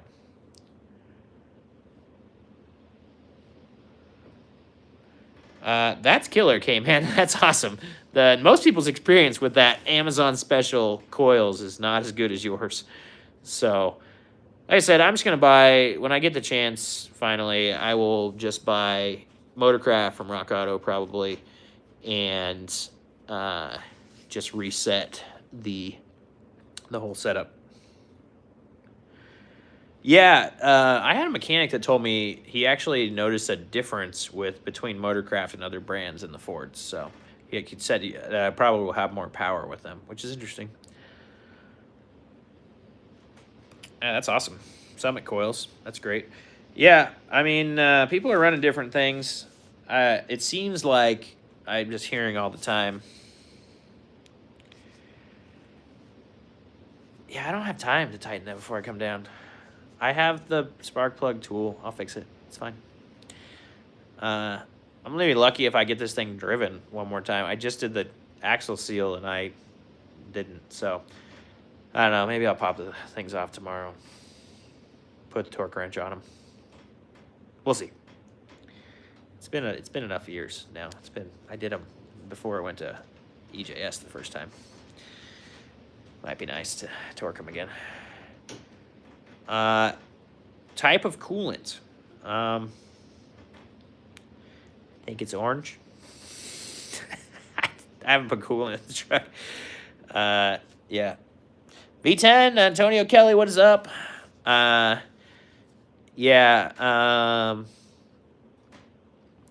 Yeah, K-Man, I don't know. That's the one fluid that I have not changed. It's got Motorcraft, transmission, ATF 4, whatever ATF is in it. Also has ATF in the power steering with the RAM. And then I run oil. 520, whatever it says. I run Jiffy Lube's Finest, Pennzoil. And it's great. Works great. Oh, and it's got Schaefer's in the diffs. The differential oil costs more than every other oil in the whole truck. But the differentials cost more than every other component of the truck. So yeah. It's, yeah. It's great. Antonio, I assume you have a V10. What year? How many miles? How's it doing? How's your wallet feeling? Just kidding. But tell me about it. Tell me about your V10 Excursion. Hey, if you guys are new in here, I am Bryce. I am Geeks4x4. Geeks4x4 is the Ford Excursion guy. channel thingy. And I have tons of videos about Ford Excursions and fixing little things that break and upgrading things and making them better, making them keep up with the times, and making the biggest SUV you ever built even better. And so if you have not subscribed to my channel and you do own a Ford Excursion, or you're thinking about owning a Ford Excursion, or you used to own a Ford Excursion, or you like watching Ford Excursions, or you like seeing off-road stuff, or you like me, for some reason, I don't know why, you should subscribe, because that would help my heart. Anyway, you put an aluminum radiator in there. Cool, man. Yeah, I haven't had a problem with it getting warm. This truck is very good. I put the 6-liter cooler in it because I did have problems with the transmission getting warm, but that's fixed, and it's great. I do have a full store, Geeks4x4 on Amazon, shows you all the parts I have tested and put onto these trucks. A couple of them have been sent to me by other people who have installed them, so I haven't personally seen them. So, but everything I have tried or heard about, K-Man, definitely worth it. So I was pushing, I was running like 180 down the freeway, and then now it runs 140 down the freeway. It's kind of insane. And definitely would recommend doing the 6-liter cooler. Got a link tree, got some consulting, did my first consulting this week with a new friend, and that was a great time. Hopefully he got some great info from it, and if you guys want to talk one-on-one with me and just pick my brain, I do have a consulting setup that you guys can do. I say it's for 30 minutes, but we didn't talk for only 30 minutes. I'll get better. No, I won't. It's fun to talk to you guys, and I like to make sure I help you and I give you valuable information that's worth your time. Crossover delete. I don't know that terminology. I've heard of a couple different things. So there's a valve that's supposed to open when it reaches a certain temperature. That's a thing that people delete on these transmissions, which I have not done, but I should. The other thing is deleting the way the transmission runs through the radiator, and I did do that. I don't know what the term is either, but yeah, so my transmission cooler does not run through the radiator anymore. It goes straight into the 6-liter cooler, out of the 6-liter cooler, back to the trans. But there is a valve, a little thingy, right on the back of the transmission, or on the side of the transmission where the lines come out, that like allows the fluid to flow through, and I pretty much need to get that out of there. Spooky with his 2005 Buick LeCreuset, living a life of luxury. Antonio Kelly, 253,000 miles. That's excellent. 2001 limited V10 stellar. Antonio, that is awesome. My 2001 limited has 350,000 miles on it, so you're doing better than me. K-Man, yeah, so Diesel Power Products sells that valve. It's something I want to do, but have not done. And I don't know what it changes. I don't know if it will keep me even cooler. Like I said, rock crawling on the trail now, I'm seeing like 165, 170 max. Yes. Yeah, and that's a problem if they fail. Definitely a problem. So, yeah. Thanks for making me think of that before a huge trip. There's so much stuff that can fail. It's amazing. Yeah, I need to do that soon. Next thing I need to start making a list again. I got to go look at my list, actually. I have some time tomorrow to tinker with this truck, and then after that, I have to work all week, and then I get in the truck and drive it to St. George, Utah.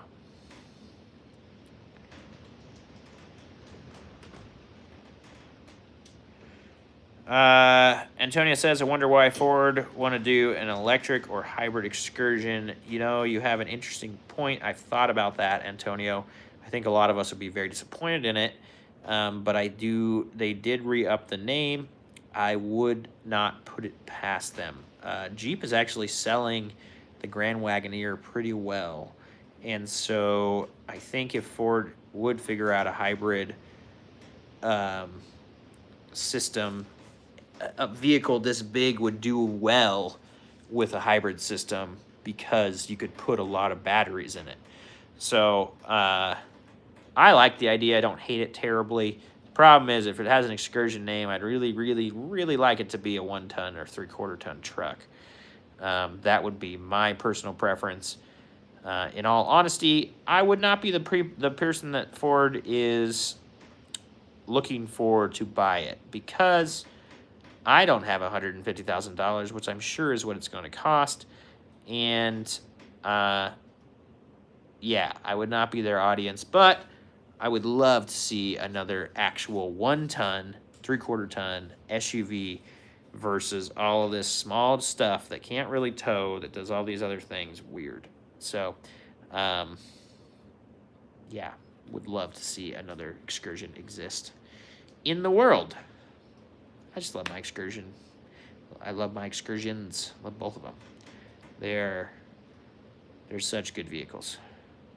Oh, Grayson Camo, I do have something cool. I have a new track bar coming from PMF, but it won't be here till Thursday, so it's gonna just be in the truck. So that's a bummer. Anyway, I'm gonna bring it. Maybe we'll put it on one night. Yeah, I don't know if I'm gonna put it on. We'll see. I really wanted it before because I'm just gonna cup the new tire pretty much. It's great, and I actually might switch it because I'm noticing that it pulls pretty badly into the lane. Wow, Jared. It's a lot of big words. Jared, I don't have any thoughts on that, to be completely honest with you. Cayman, no. Not on these. They have enough power, doesn't matter. The Jeep, a little bit more so. The 4-liter, a lot of people have talked about that.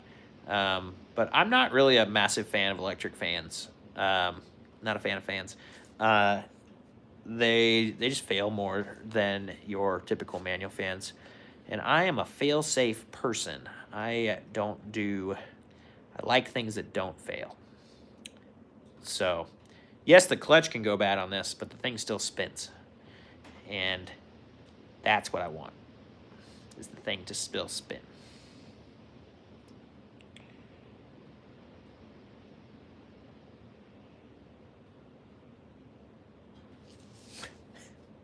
Okay, Jared, that one's funny. Appreciate the laugh. Thank you. Leave the kids in the upright position. It'll help everything settle. Yeah, so exactly. Mechanical fans still push more air, and they have less chance of failing. Makes more sense. No problem, Jared. Got you set.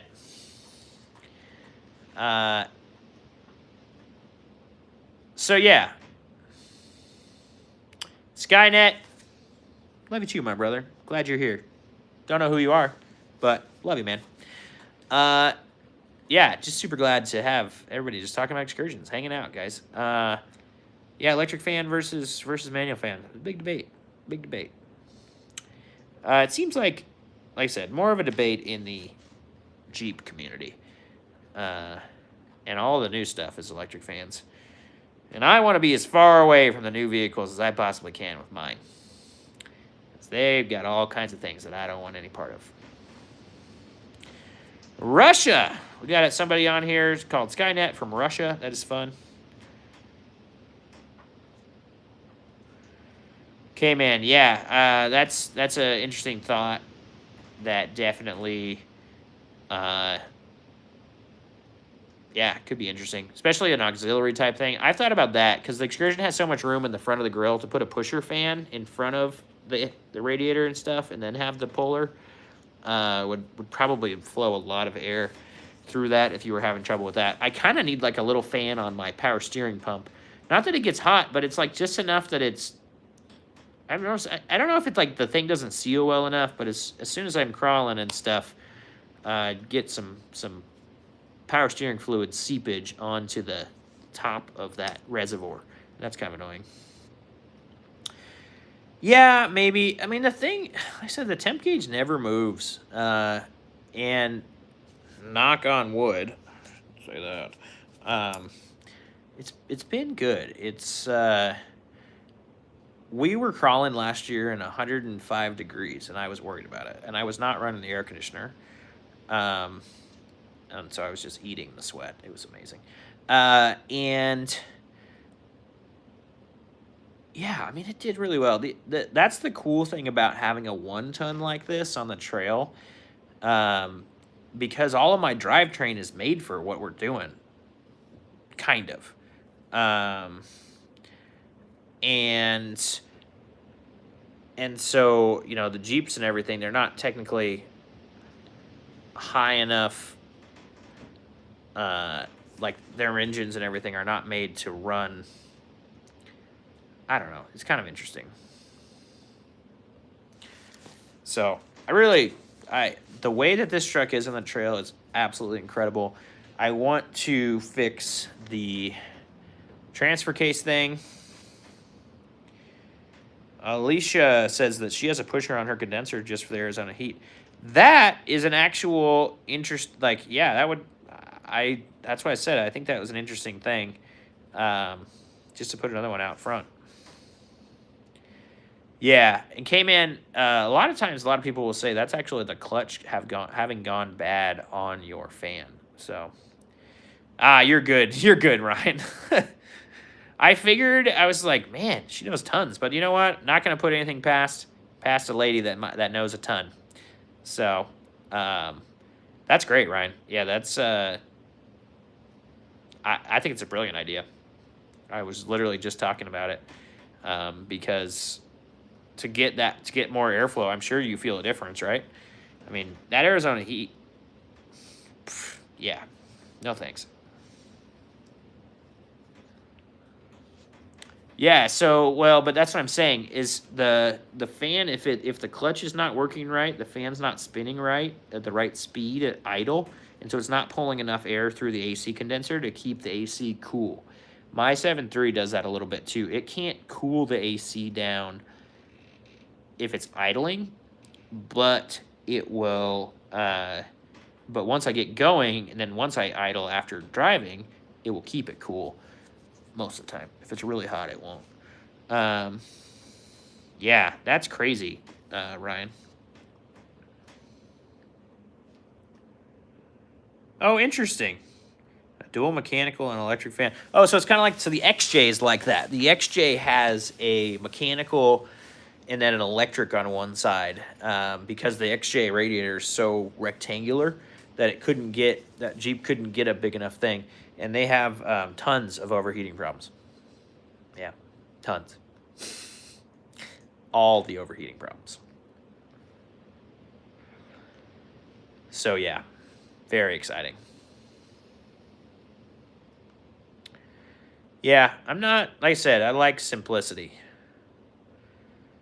Yeah, like I said, sounds like Ryan right up there's got a pusher on the front of his AC and radiator, so you could do the same type of thing.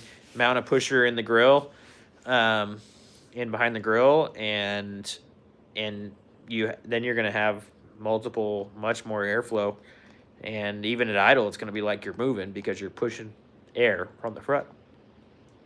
So I don't think it's a bad idea. I don't think it's a bad idea at all. So, yeah, what else we got? What other excursion dire questions? Like I said, I was trying to talk about the event a little bit. I got you guys in here that are kind of interested. I would like to hear what you want to see at the event. What makes driving, I know we're all driving a long ways for an event. What makes that worth it? What is something that you want to see at the event to make the drive worth it? Does the 7.3 plugs pop off? Sound wave. If you're referring to spark plugs on a 7.3 liter diesel, they don't have any. But I don't know what you're talking about. Yeah, so there's the links to the event. But I would like to hear from you guys on what you would like to see in an excursion-only event that would make it worth it to come and hang out with me and all the other excursion owners that are willing to drive and hang out as well. Let me know. Let me know in the comments. Okay, great.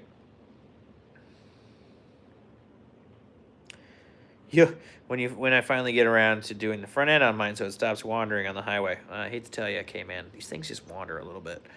X says he's got a 9063 Econoline. He's looking for a heater core, wiper switch. Where do I find these parts? You've looked everywhere. X.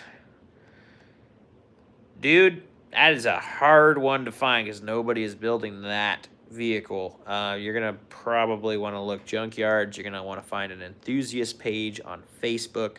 I'm sure that exists. And you're going to want to pray. Pray and hope that you can find the right parts, my friend. That is a rough one. The other thing, heater core, though, you can have a local radiator shop make you a heater core if you have your another one. They might be able to make you one without, but if they had one to copy or to fix, they could definitely do it if they're a good enough shop. The wiper switch, all those switches, man. You're going to have to find another vehicle.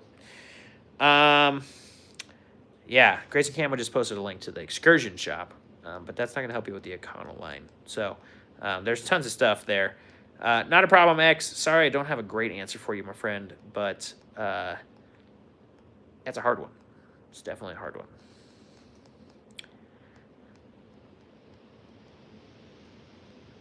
Yeah. Yep. It is windy. No problem, X. Yeah, so if you have the, if you've got the original one, you need to find a radiator shop to give that thing to and either have them fix it or build you a new one because they can definitely do that. Chevy SS Speed. No, Chevy 5-speed. Thank you, man. I didn't know Chevy guys could be nice on the internet, so I really appreciate that. Just kidding. But yeah, what's up, Chevy 5-speed? Appreciate you being in here.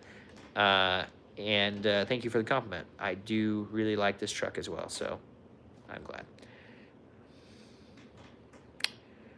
Yeah, okay, man, it's an interesting thing. I guess they could be. They don't spin, though, when you're going down the road.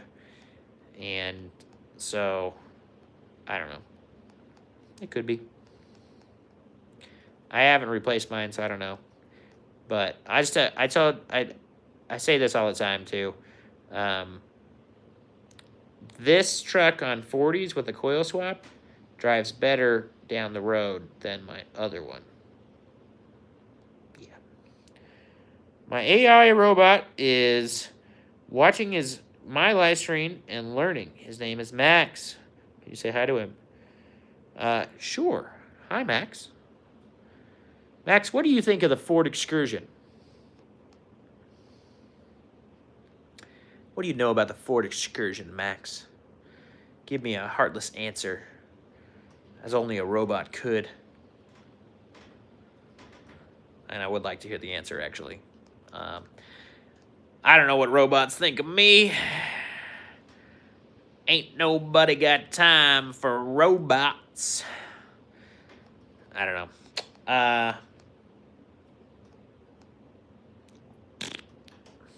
Robots can't do that. But yeah, robots wouldn't be as boring as me either, so it's all fun. GD, it should have a 6-liter. I don't know. Don't call it the C word. I don't know what that is, so I'll call it a computer, maybe. Yeah, if you guys want to wheel with me, freaking next week. The last day to sign up online is today. There's still online signups today. You can use the code GEEKS25, GEEKS 25, all caps, for 10% off. That will get you a little bit of discount on your stuff, and yeah, maybe you can come and wheel with me. It'd be really fun. Would love to hang out with y'all. Clunker. I don't know what the C word is, so. Guys, I don't know what's going on. My ears are like itchy. It is windy as heck, though. I I don't know the wind speed because I have to look at my app, but it's blowing the garage door around. And, you know, that always feels fun. Always feels exciting. What other things we got? We got tons of people in here. We need to have the like button hit like crazy. We have got the super chat open if you want to donate to this dumb guy talking about Ford Excursions on the internet. Would love that. And Max says, the Ford Excursion is huge, durable, and powerful. Great for space and towing, but is very thirsty and costly to maintain, so only worth it if you truly need its size. Max doesn't know anything about doing his own work. Max the robot, if you do your own maintenance, it's not as costly, my friend. I just taught AI robots something great. So AI robots, learn how to work with your hands. Oh, wait. You don't have them. Later. Later, Max. Just kidding. Now Max is going to hate me. Don't hate me, Max. I love you, buddy. Yeah, mine does too. It's the only drinks I can afford are drinks for the truck. Yeah, they're thirsty. Thirsty little puppies. But we love them, man. We love them. They're too much fun, and it's fun to be the biggest vehicle on the road. It's really exciting. What other Ford Excursion topic? Wow. Yeah. What other Ford Excursion stuff you guys got? Would love to. Yeah, I'm gonna try and be on here for a little longer. Try and end up about 6 every time. So, if we've got some other things we'd like to wrap up, would love to answer those for you guys and just, you know, get to know you more. If you want to ask me questions or if you want to tell me different things or anything, bring it on. Would love to have you in here and asking questions. The chat is for you guys, and I will answer. Sometimes I'll read things that I shouldn't read in the chat too. K-Man, yes. Is yours not color match from the factory? I don't know how that. Obviously, that's an option too, because I've seen that. I don't know if I've seen that on this color. I also have never seen a limited in this color. I don't know any of the things. Yeah, and I have color match on both of mine. The white and the blue are color matched. Yeah, but I do know what you're talking about, because you can buy black handles really easily. What? Does it have rubber floor mats? K-Man?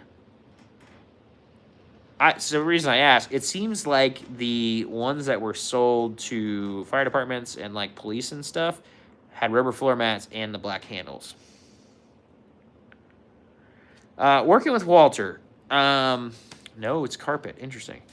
Working with Walter. So PMF suspension is where I bought all that. PMF suspension. They make direct bolt-on stuff for replacing the factory ones on the 05 to 07. And the buckets themselves, I want to say, are like $700. And then the control arm mounts, if you buy a 4-link kit, you get the control arm links for the mounts for the 4-link. And if you want to buy a 3-link, you got to buy them separate, and they're like $300.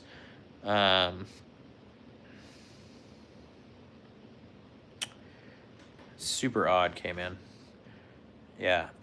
So yeah, right around $1,000 in brackets. Belt fed, yeehaw! Says, what engine does it have? This one here behind me that you're looking at has a V10 in it. There's one over there that has a 7.3 in it. I've got 2 of these Excursions, and 2 is better than 1. So, yeah. Yeah, so Walter, a little over $1,000 for the brackets, and then if you want to use the factory control arms, that's what you need. Like I said, at PMF suspension, if you go on their website and you search under, you're going to want to search under 2000 to 2005 Excursion. You're going to want to search under 2005 to 2007 Super Duties. And then you're going to find the coil bucket replacement, the factory replacement for the coil buckets. And you're going to find the frame mounts for the control arms, all under the 2005 to 2007. They bolt right onto our frame. Not a big deal. You got to drill a few half-inch holes, probably like 10 per side. 4 of them you just need to enlarge. A couple of them, yeah, so...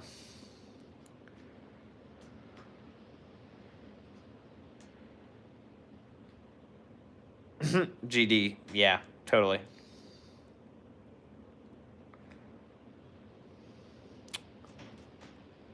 The 2002, and it had the mirror wiring. Interesting. Yeah, so the paddle mirrors were also a checkbox on the thing. That's why they're so random. They didn't necessarily come with any packages. Nowadays, you pretty much buy things for packages. Ford just handed people a list when they ordered them, and they checked or didn't check a checkbox. And so that's why the mirrors ended up so different between all the things. So you could have one with the heaviest tow package with the paddle mirrors because somebody didn't check them, which is garbage because those things are tiny. I'm not a fan of the paddle mirrors. This is the 4th one my family's owned, and they've all had these mirrors on them. So the other ones, though, were all 7.3s. This is the first V10. And I didn't really care when I bought this. I actually kind of wanted the paddle mirrors, but yeah, not good for that. I actually kind of wanted the paddle mirrors because on the trail, they're smaller, but they also look terrible. I hate the way they look. And so I'll take an automatic folding mirror.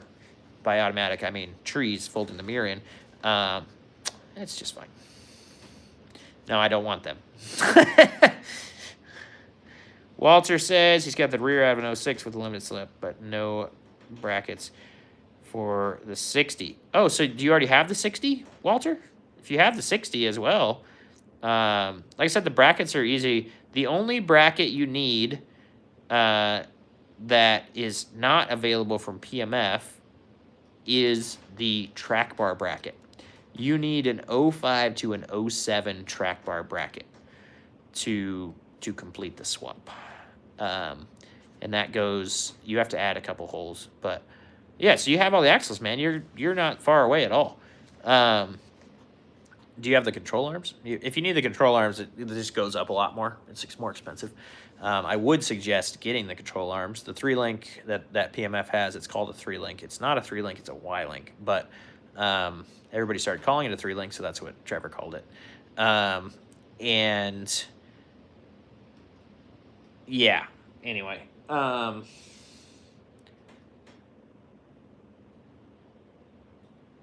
It's $1,000. It's not cheap. And then the brackets. So you're like $2,000.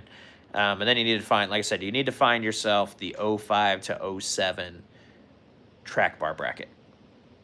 And then just start buying, man. Just start sending them up. It's worth doing the swap 100%. It is night and day difference. The turning radius alone and the drivability make it awesome. And yeah, I would 100% suggest it. No ifs, ands, or buts about it.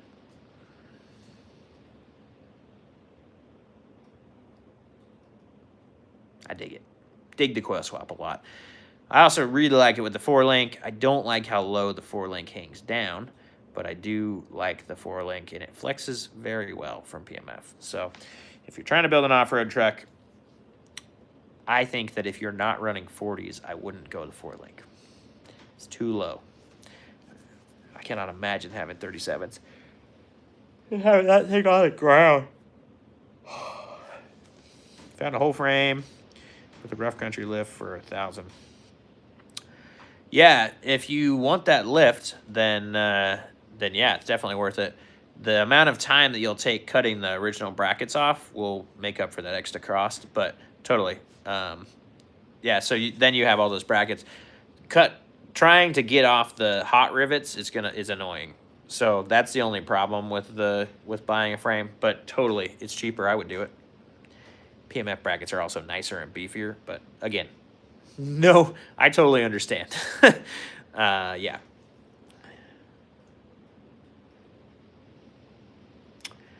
Ryan, you're gonna do the what size tires are you running, Ryan? That you need a Ram. That's the what the frick is it? Redneck Ram. I'm still running the factory power steering pump. That's the one of the really cool things about the Redneck is that you can run a factory pump with it. So factory pump, factory box, running ATF. It's stellar. It's very good. Holden Caulfield says LC 200 or 4Runner, Land Cruiser. Always. Not a Toyota guy. Not a Toyota guy at all. So I don't even like the Land Cruiser, but yeah, no, when you're aired down turning these things is not fun. Redneck Ram makes an excellent kit. They make like that full kit, and then I think if you're still leaf sprung, you could probably mount it on the other side. The way I had to mount it is kind of annoying across the diff cover. I didn't want to do that, but it is what it is. Ryan, are you coming to Trail Hero, my friend? You're down in Arizona, and Trail Hero is next week in St. George, and you should come wheeling with me, because why not? Or is this the Ryan that is coming? No, that's not his name. It's Brian. That's the guy that's coming. Jose Ruiz says he has a Ford Ranger, 1988. 4x4. That's when I-beam. That's cool. That's a cool deal. Trail Hero sign-ups right there, Ryan. Bring it on, man. Come on. Geeks 25. 25% off. Come to the Geeks 4x4 run on Friday. I won't make you disappointed. I won't let you down. I was going to say I won't let you get stuck, but I can't guarantee that. You're driving. Yo, you have your evaluation this Friday? Oh, so here's the other thing, Ryan. If you are really thinking about coming, if you are able to come and you want to sign up for trails or anything and come for the whole week, please send me an email. I'll send you my trail list. Oh,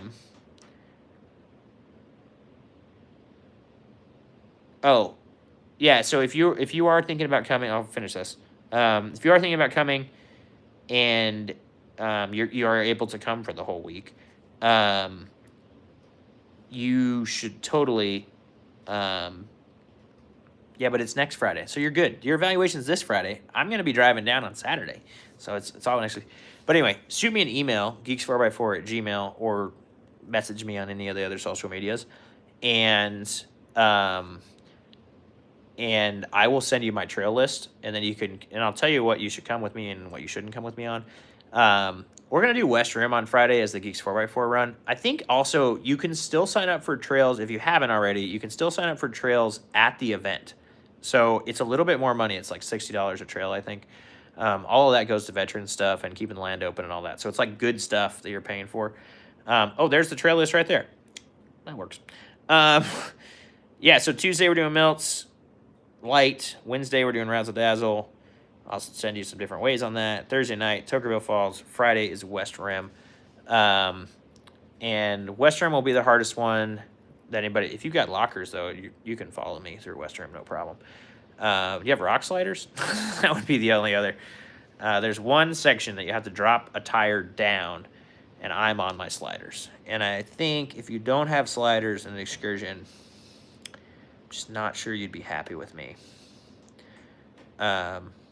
We can look at it and maybe stack rocks or find something or put you in a different line. I don't know. But if you came out, we could also get you around that. It's in a place that I can get you around it. Yes. It's in a place that I can get you. Yeah, Matt doesn't have lockers. I said rock sliders.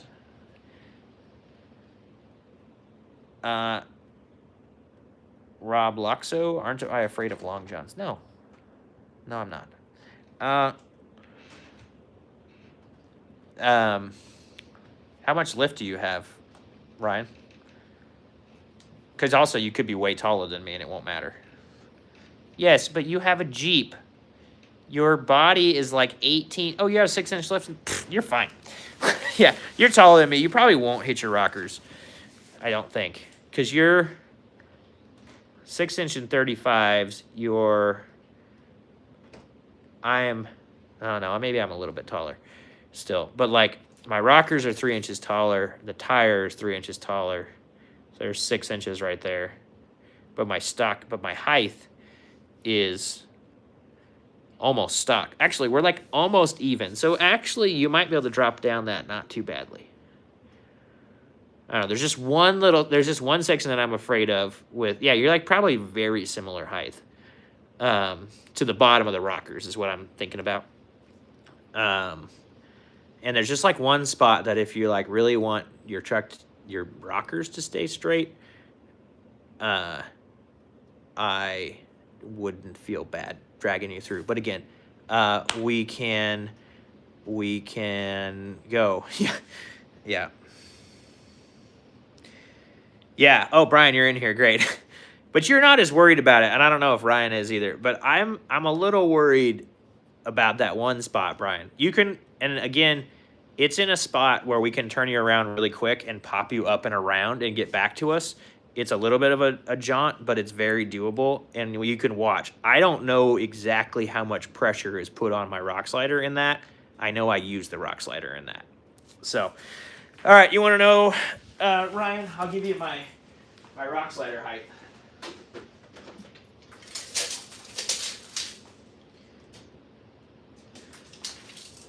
Slider is at 26.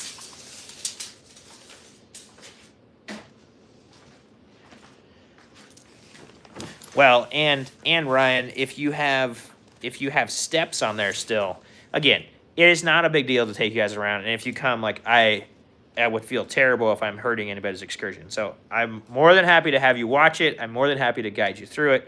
I also just want everybody to know that, like, and I'm more than happy to take you around it. I don't really care at all. But you are there to see the truck do stupid things. So you should watch my truck do stupid things, and then you can decide if you want to do it with yours, because you can do it, I think. We'll find out. But yeah. So Grayson Camo, Brian lives in Spokane, and he's coming down to wheel with me. I don't know why we're driving 1,000 miles to wheel together, Brian. We only live 150 miles apart. And you were here this summer. Oh, dude. Yeah, you're 21 to the pinch 12. Yeah, see, it's not that bad, though. But isn't that crazy? That's the difference.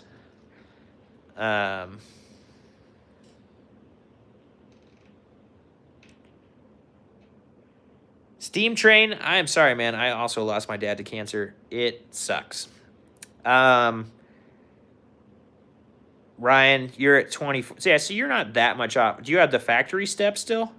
Again, I just want you guys to look at it. And if we have the ability to stack something or to change the line enough, I feel like I go really high on the wall. I think it's possible to go lower.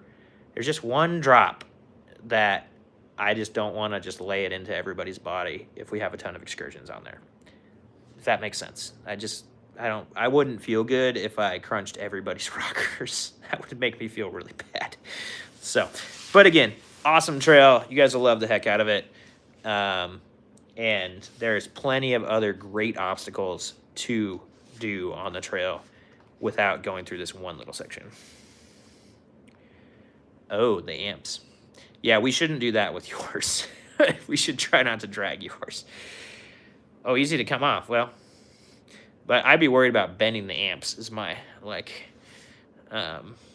thing. But those are sick. Like, those are sick little steps. But they, I wouldn't want to bend it. So, but yeah, no, it's just my, feeling, right? Like, I don't want anybody to come and be like, well, Geeks4x4 took me through and destroyed my truck. I don't want to do that. I want you guys to have a great time and enjoy the capabilities. This trail is very doable for 98% of it. And there's just one drop that I'm like, Excursions might have. I think I can look at the picture. I don't know. I just don't know how hard. Like, we could even lay a spare tire down or something and get everybody through it. I don't know. We could do that. We could do old school off-road tricks. Try and do that. I know, Ryan. I get that it's all on you, but I also just like want to warn everybody. I also really want to wheel with you guys, and I really want to wheel with other excursions. So yeah. Brian, on the other hand, his at 21 is gonna be great. We're gonna be cutting his rockers off by the end of the week. I'm so stoked about that. That's the other thing. If you plan to put rock sliders like mine on it, this is a great week to be like, well, honey, you see, now I have to do the rock sliders like he did because it's just obvious. See, exactly, Brian. So if we dent your rockers bad enough, you're going to come home and we're going to hang out this summer and put rock sliders on your truck. It's going to be awesome.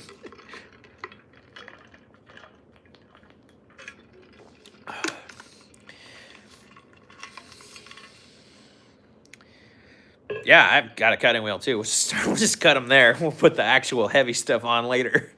No, Rusty's bringing a welder because I asked him to bring a welder. So I always bring a grinder, so it's not a problem for me. You have grinder will travel.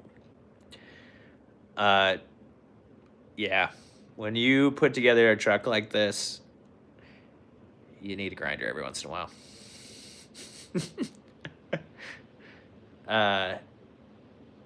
Yeah, I need to start packing, I guess. Yeah, this is, I don't know. So guys, I have rock lights. I've been working on rock lights. I've never actually put real rock lights on a vehicle.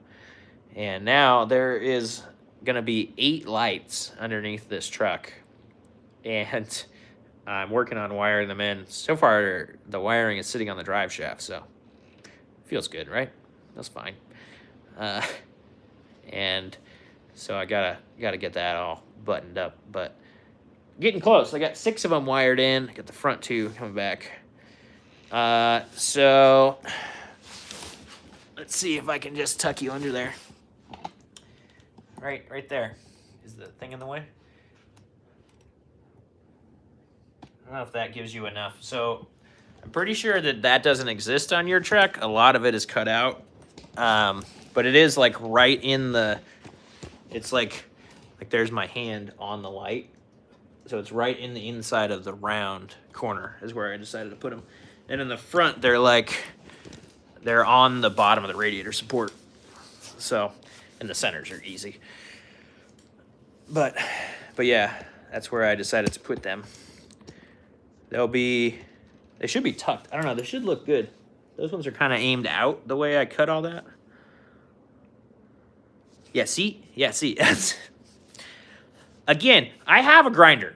So, but yes, there's a ton, like that little loop and stuff underneath the light exists, but I don't know if you could actually mount the light there because of the extra steel that's back in there from the factory. Because there's like another big thing down in there, I think.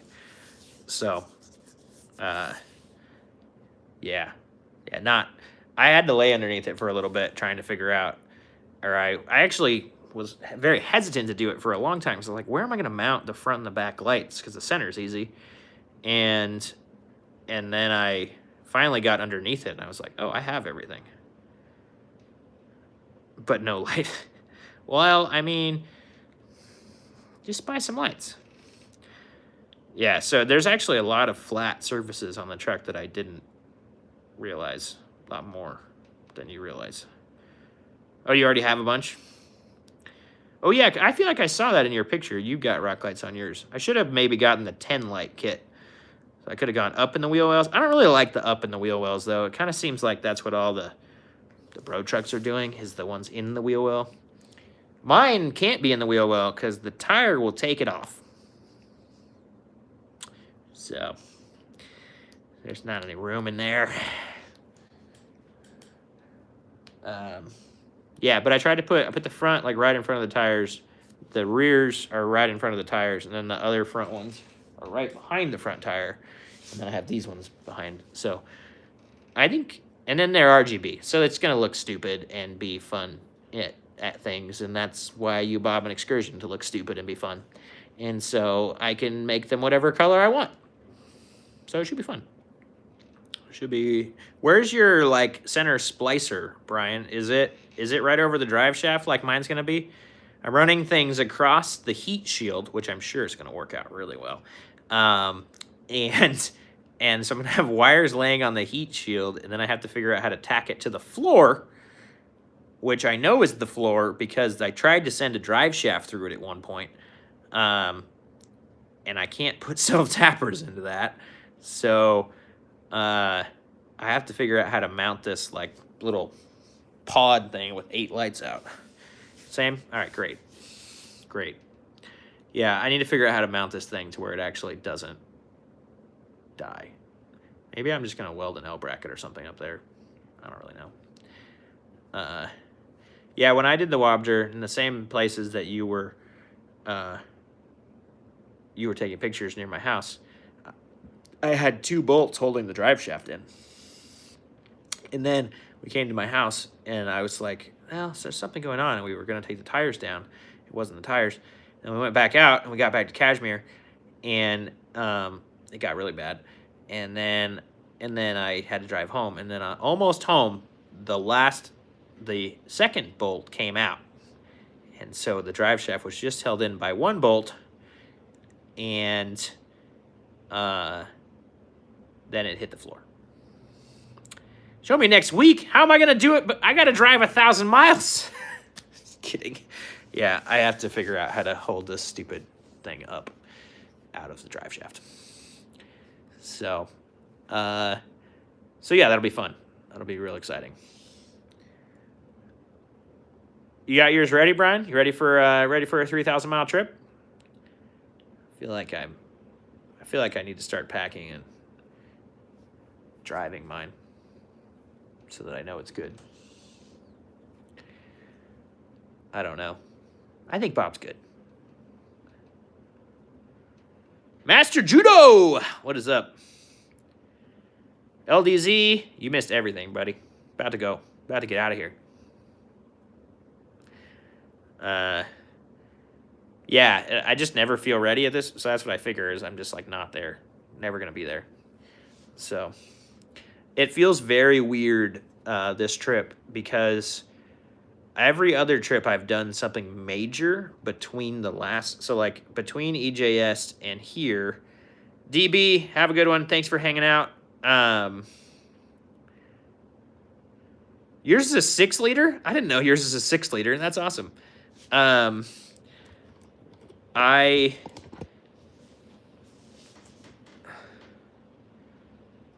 Riv nuts. Oh, that's a good idea. Except it's actually the floor, Alex. I have a rib nut tool and everything. Good for you, LDZ. Remind me what you were doing. I recognize your name. I can't remember what you were working on. You don't advertise the 6-liter part? Great. I get to pull that thing off the mountain at some point. No, I'm kidding. It'll be fine. Yeah, this trip feels weird because normally I've done something really massive between trips, but since EJS, I've been broke. Well, first of all, my wife was the one that was helping me build this, and then she decided she wanted a job that was less stressful, and so we've been redoing jobs, and so we've been broke, living on a little bit of Geeks4x4, so I can't spend money on the truck. So I can't do anything, but I also, like, that trip I really... Thanks, Brian.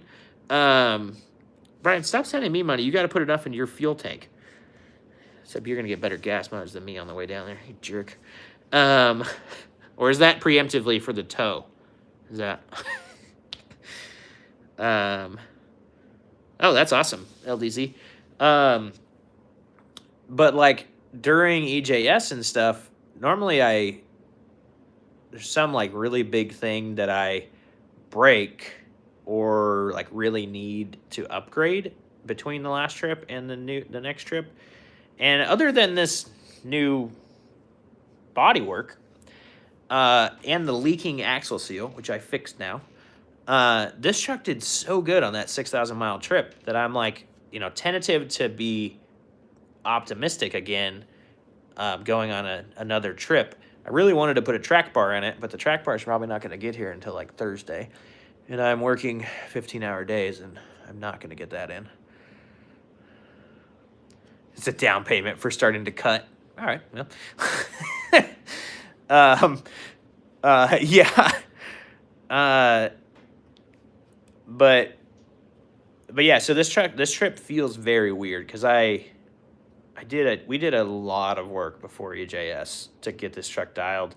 Like, it got gears, I redid the front suspension, I got the new springs in there, I had to cut the bucket, or I had to take the coil buckets off and cut them and clear them for the tires, and like, I did it. And I had the gas tank out of it before that trip.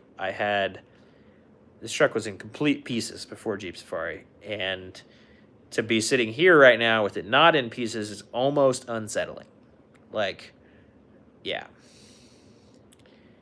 Well, sometimes you just got to do all the work. And I had the time, and we went there. Yeah. Yep. The joke is that the truck has to be in hover mode a week before the event for me to feel right, because that's like the first EJS it went to, the suspension, it had no axles underneath it 2 weeks before we left, because we were doing the coil swap. It's so stupid. I literally thought I was going to bring the Jeep. We were to the point like the week before where I had like started to work on the Jeep, because I got the oil change in it. I got like all of that stuff. And I was like, well, the Jeep is ready-ish. We're taking the Jeep if I cannot slam this truck together in 4 days. And it did. It made it. We did it. It was very stressful. Yeah. So it's like odd feeling the way I'm feeling right now about this. And like, I've driven it around this summer, and like, it's still good and does the things. And yeah. So I'm excited. I'm also very tentatively excited. Very worried. Hopefully Greg's Jeep's the one that keeps breaking down. It makes me feel better. So, yeah. Why is it getting a new water pump, Greg? What happened to the last one that was put in 20,000 miles ago? All right, good. Brian's stressing enough. The good news is, Brian, you're coming back close to my house, and you have a truck that can pull mine home. So all I need to do is rent a trailer, and I can get it home with you down there. So that's great. Everybody says this fan is going too fast. It just looks bad. You've done 20,000 this year? I thought we were tied at EJS. I thought you were like just coming around me. That's funny. I didn't realize you've done 20 since then. Nice, DJ McNammer. Love it. Oh, I thought it got a water pump with all the other stuff they did this last time. So did they decide that the water pump is where the oil's getting in the water at 250K? Because the oil is leaving the crankcase somehow. So, yeah, I got some work to do. I just gotta go. I've already nut and bolted the thing a little bit. Seems like it's pretty good. I said I'm just laying underneath it doing the light, so it's really nice to look at everything really close. Kaylani, thank you. Don't know why. Yeah, it's hard to feel confident every time on a trip like this. And so it's like you feel weird when you feel too confident. Jeez. Hey, I get it, DJ. Sometimes you need to get a less reliable, smaller truck. I'm kidding. Tundras are a great rig. The new ones are kind of scary, though. They've got some real issues in the motors on those, so hopefully you don't have one of those. But yeah, should I bring the baseball bat and the funnel, Greg, and the other silver thing on my wall? Do you wanna play with that while we're here? While we're there? I need to put the freaking sleeping platform in here. Oh, he wants to play with it. Okay. Yeah, I gotta put the sleeping platform in. I gotta put my bed in. Dude, I haven't done anything. I have been working. Yeah. I have been working 15-hour days the last 3 weeks. So. Yeah, you should have. I told you. Do you want me to bring the other thing, the PVC? Do I have to bring all this? I'm not going to have room for my track bar.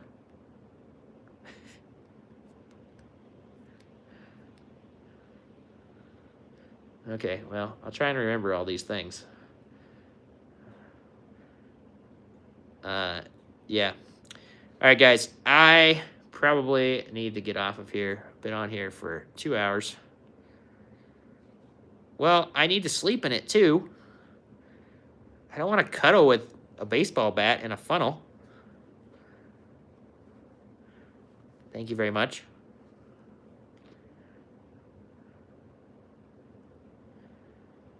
Yeah, here's here's all the links to finish this thing off. Guys, we got 30 likes. Who's gonna be that 31st? Who's gonna put this thing back to an odd number?